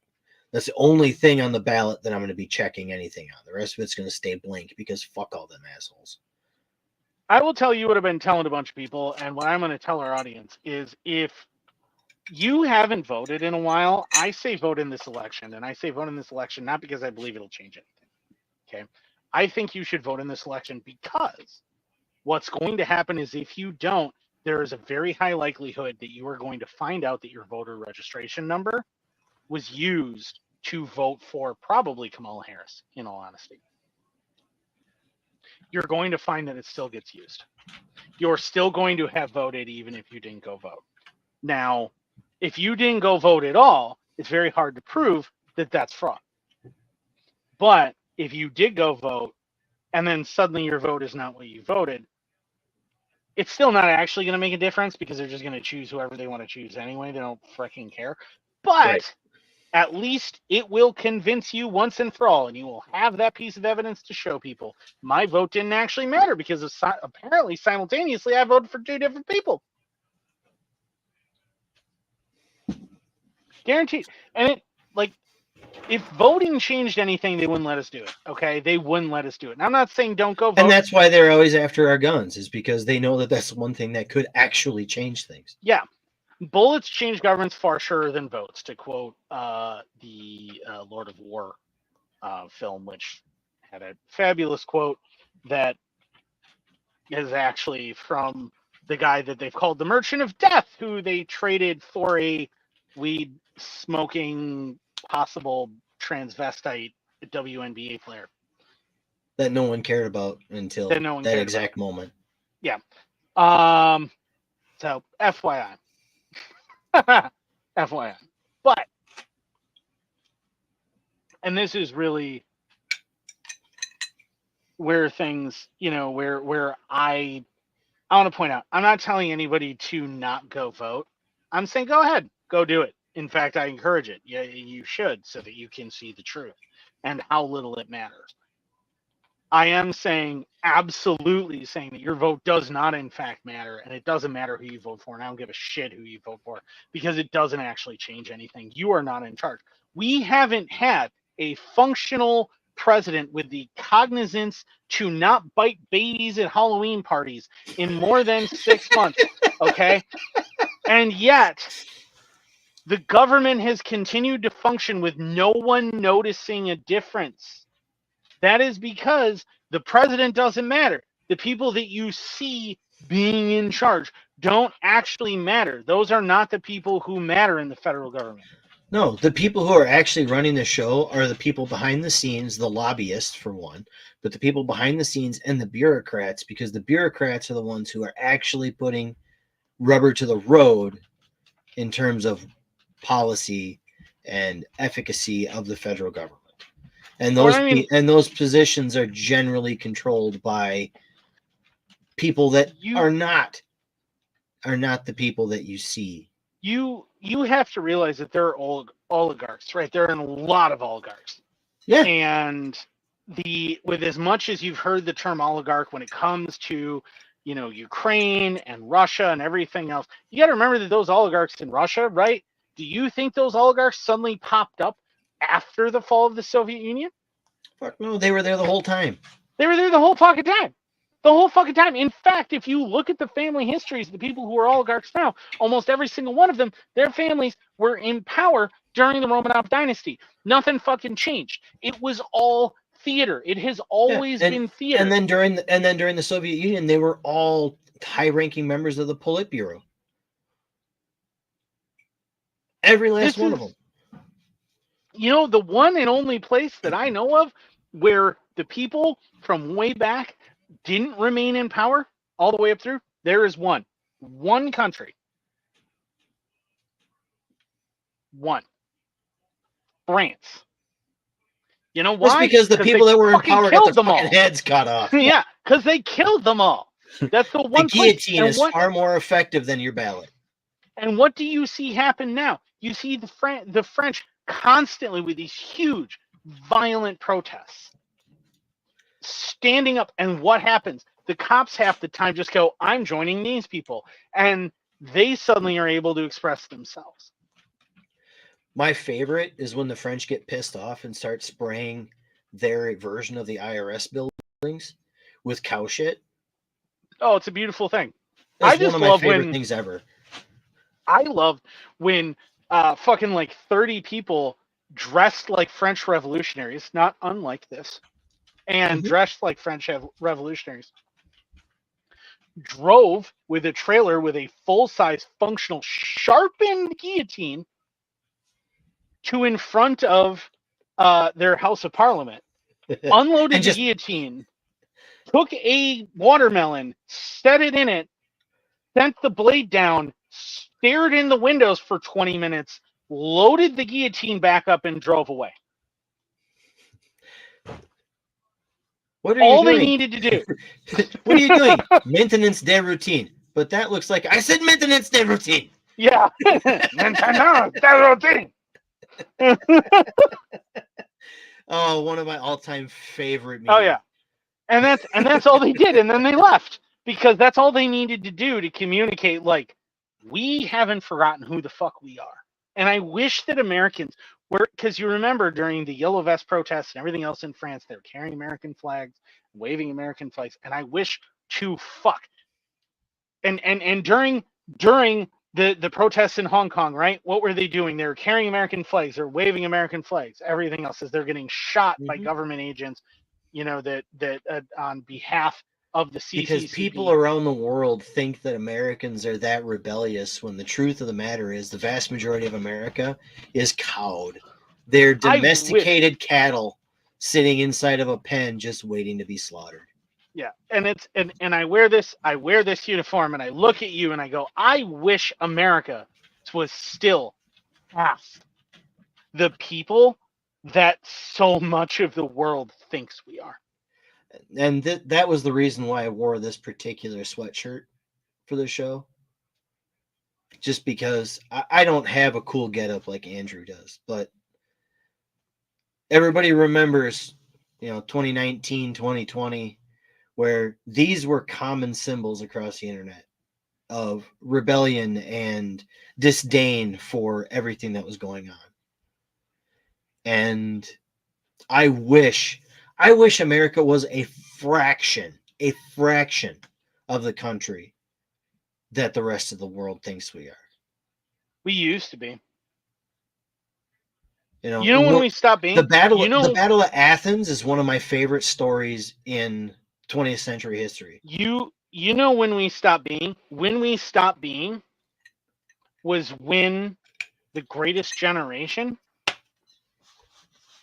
became parents. Yeah, because the greatest generation's kids were the hippie generation. They were the ones that. But oh, no. I'm not talking about when they grew up. I'm talking about when those people became parents. They stopped being who they should have been. Because if they had Buckshot, I disagree remained with those you. people, No, Buckshot, you're wrong. We are descended from weak men. More immediate descension is from weak men. And it oh no, was that y'all, weakness that brought us to where we are. I'm not saying present company, but I'm saying in general. In the U.S., you guys are maybe descended from. the in general, the boomer generation was a generation of absolute weak human beings, weak men who were more than happy to be cowed by second and third wave feminism and be browbeaten into submission and accept all of the bullshit that we see now. And Bad it's times. just continued. And now we're in the bad times that were created by those weak men. And now it's going to take the strong men of our generation and the next generation to bring about the good times again. Well, remember Because that it's that cycle, right? It's that bad times create strong men create good times create weak men create bad times, and it's in a circle, and cycle, right? yep. And actually, I can't say I'm slightly encouraged, but I can't deny that I'm slightly encouraged. Everybody, like Andrew and I, fall into the category of Zennials. We're kind of halfway between millennials and Gen Xers. We're kind of in that gray area.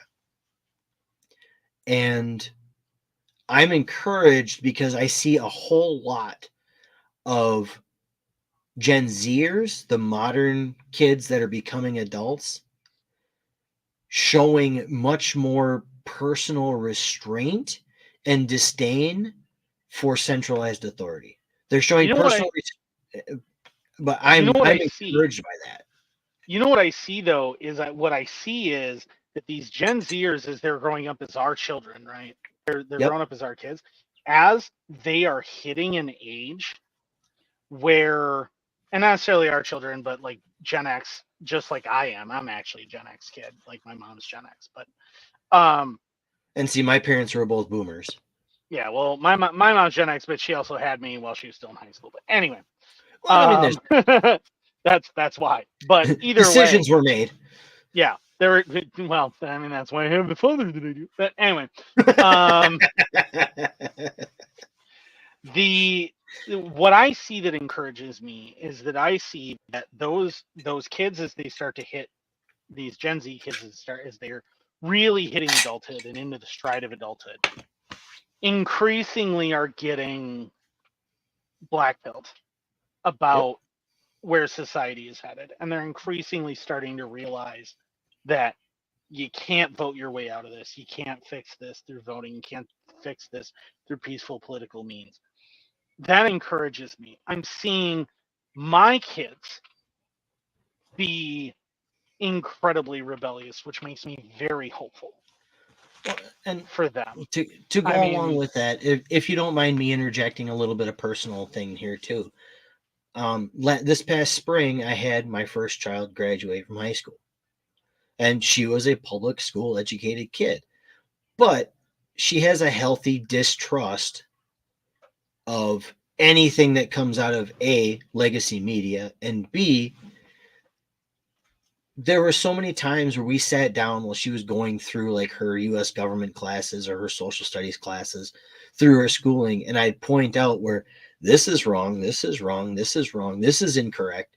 And she would take that back to school. And I can't even count the number of times I got phone calls from the school about my daughter being disruptive in class because she was willing to question the narratives that they were teaching in school. Oh, public And schools hate when you question oh, them. absolutely. Which is part of the reason why I emphasize it so much with my kids. It's like, no, if you see something that's wrong, you call that shit out. And if they continue to push on it, you call me. I'll come and deal with it. And I'll bring the fucking receipts. But like Chloe, my 10, almost 11-year-old, she's in public school. I admit it. Am I proud of it? No. But I admit it. She's in public school. The fact of the matter is, she is educating her peers because of what she's learned from me. Yeah, I mean, it's to Buckshot's point, but we're not descended from weak men. Unfortunately, the majority of the country is descended from weak men. Your job is to be the hard man that your parents, your grandparents, your great grandparents, everyone's parents, grandparents, great grandparents were not willing to be.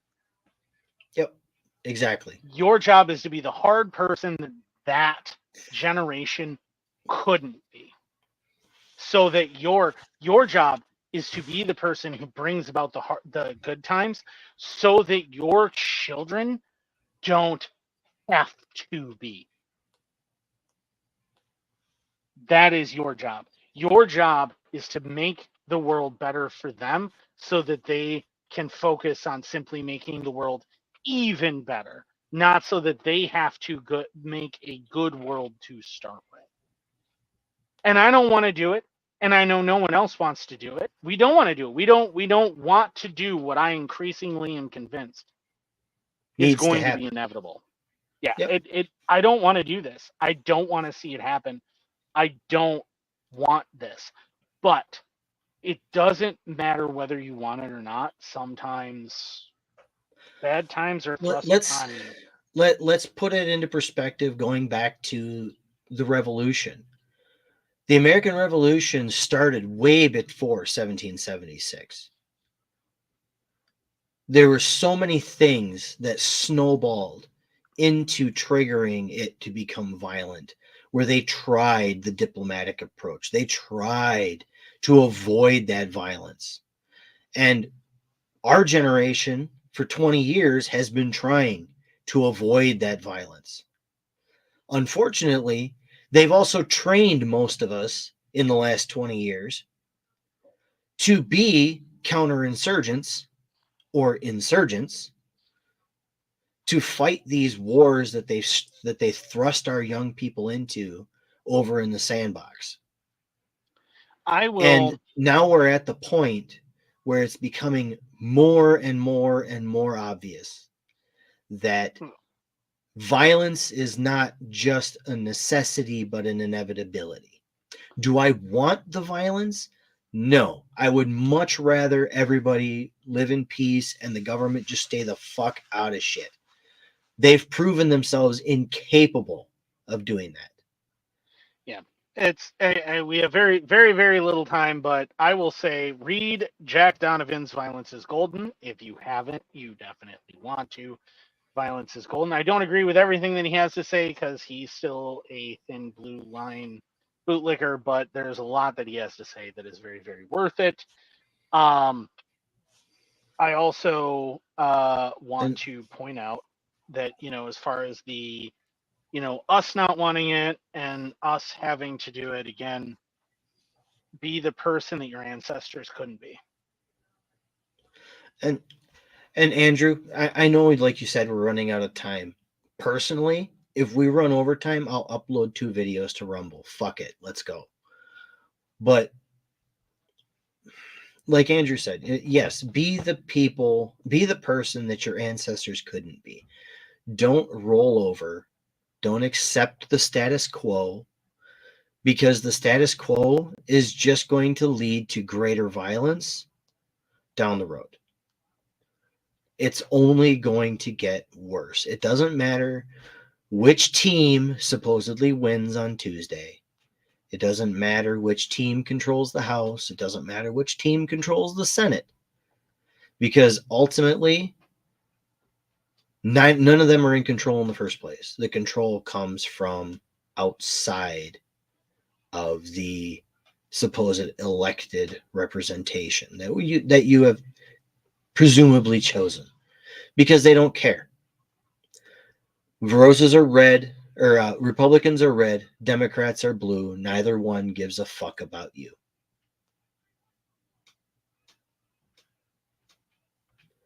That sounds like a fucking shirt.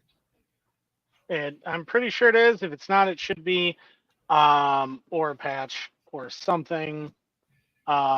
We have very limited time here. I think we can go like 15 minutes over or something, the 2 minute before it like cuts off. But I do want to point out that the world that you live in is the inevitable result of everything that came before it. Yep. You cannot escape it. That is what it is.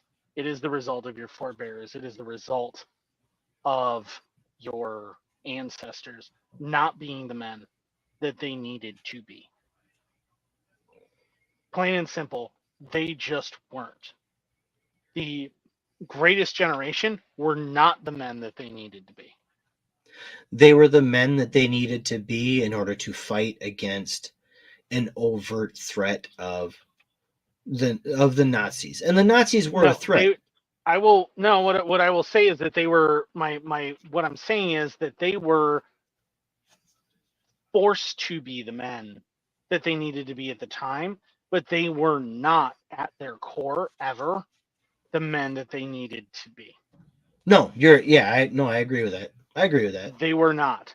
The men preceding them during the Great Depression were not the men that they needed to be. The men during the Roaring '20s were not the men that they needed to be.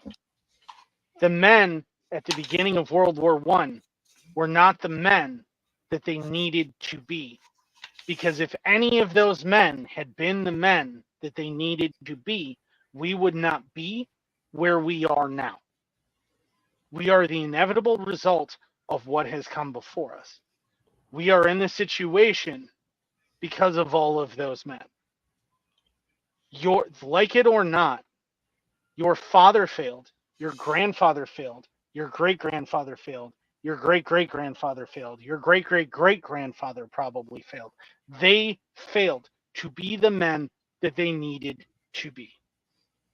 And you can try and idolize them and say, well, but they fought and they did it. But they clearly weren't quite, as a generation, they were not the men that they needed to be. Because if they had been, we would not be where we are. And so what that says is, what history dictates is if you do not want your children to have to face the world that you know that they will have to face, it is on you to be the people that you know you need to be for a change. Break that cycle and be the person that you know you need to be, and encourage those around you to be the people that you know they need to be. Because there's been a lot of half measures, there's been a lot of would have, could have, should have.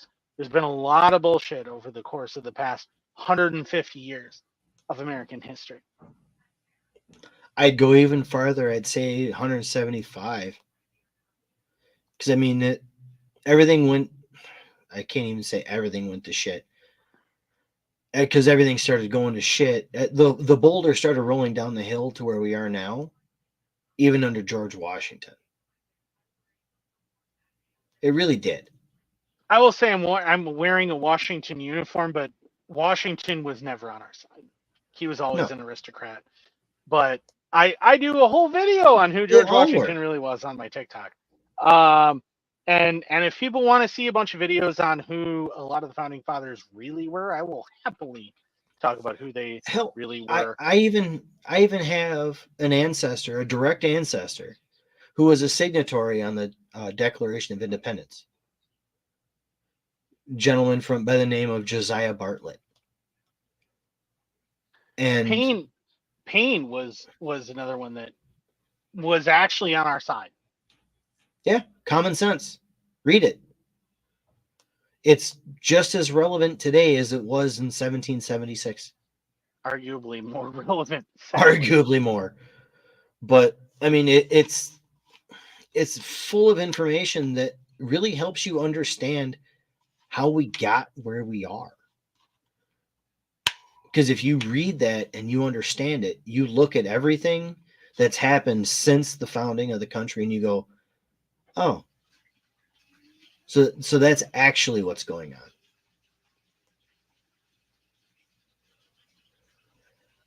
I mean, The reality, the reality is that there's so few people in history, the past well, I would say at this point 165 years of sure. history, that were the men that they needed to be, the men that they should have been. There are very few of them, and the ones who were stood alone because there were some of the few. And if that's one of your ancestors, then disregard what I'm saying. But if one of your ancestors was not murdered by government because they stood up for what they believed in, then chances are they were not the man that they needed to be. They just weren't. And none of the rest of them were either. And that is why we are where we are now. And in a few days, a selection process is going to happen. And my personal prediction is if Donald Trump wins, there will be civil unrest. Things will calm down. And we'll still watch our freedoms get eroded at a rapid pace. But the political right will celebrate and make excuses just like they did with the bump stock ban. Yep. And one that FPC just recently overturned. But regardless, don't forget right here. Donald Trump did that. Right here. Fuck you, no. Don't forget that Donald Trump did that originally. That was Donald Trump. That was not Biden. That was not Obama. That was Donald Trump who did that. Donald Trump was responsible for more gun control than Obama was. Dramatically so. And the right made up excuses for why it was okay. Why they didn't need this stupid accessory. Anyway, why they didn't need this anyway to try and justify it. Okay, that is what the Second Amendment says. Second Amendment doesn't say anything about justification, need any of that shit. But regardless, if Trump wins, we'll see a little bit of unrest, and then we're probably going to, and it's going to get violent, it's going to get fiery, whatever, but it'll die out fairly quickly because most of the people on the left are ballless. More ballless than people on the right. And Trump will erode our freedoms far more efficiently and quietly because the political right will not stand up for anything. If Harris wins, it'll be obvious that she cheated. And I think, this is my prediction, I think it'll turn into a full-on shooting war. And if that happens, are you prepared? Ask yourself, are you prepared for what is going to happen? Do you have medical supplies? Do you have food? Do you have escape plans from major metropolitan centers? Do you know where you are going to go if that happens? Because if you don't, you are out of time. It is already too late. The best you can hope for is emergency last-ditch plans. How much ammo do you have stocked up? Body armor, weaponry, all those things to protect your families, because what is going to happen is going to get very, very bad, and it's going to happen very, very quickly. And that is my prediction. I hope I'm wrong. I hope I am incredibly wrong. I desperately hope I'm very wrong about that, but I don't think I am. So I'm, with the last few minutes here, I want to, I shared this in Andrew in our channel chat, our private chat, but I want to read this to everybody, any who might listen to this, because this is important. I'm not telling you to vote one way or the other if you're going to go out and vote. I'm just telling you to understand what's coming in the event of a certain candidate's supposed success. So this candidate, I'm not going to tell you who it is. I'll leave it to you to infer. It says this candidate has a 7-point plan for keeping American communities safe. Point 1, signing a record investment in hiring, retention, and training of police officers. The bill will increase vital liability protections for law enforcement. So, qualified immunity apparently isn't enough. Let's give them more protection. Require local law enforcement agencies receiving DOJ grants to return to proven policing measures such as stop and frisk, which was ruled unconstitutional, strictly enforcing existing gun laws. And notice, existing gun laws, cracking down on open use of illegal drugs, and cooperating with ICE to arrest and deport criminal aliens. Take on criminal or radical Marxist prosecutors who have abolished cash bail and refuse to charge criminals. Will direct DOJ to open civil rights investigations into radical leftist prosecutors' officers, such as those in Chicago, LA, San Francisco, to determine whether they have illegally engaged in race-based law enforcement. Instruct the Department of Justice to dismantle every gang, street crew, and drug network in America. Also called for the death penalty for drug dealers and human traffickers. Has committed to deploying federal assets, including the National Guard, to restore law and order where local law enforcement refuses to act. Order the education and justice departments to overhaul federal standards on disciplining minors. And signs concealed carry reciprocity legislation to fully secure the border, dramatically increase interior enforcement, and wage war on the cartels. No politician is your friend. If you are someone who loves liberty, no politician is your friend.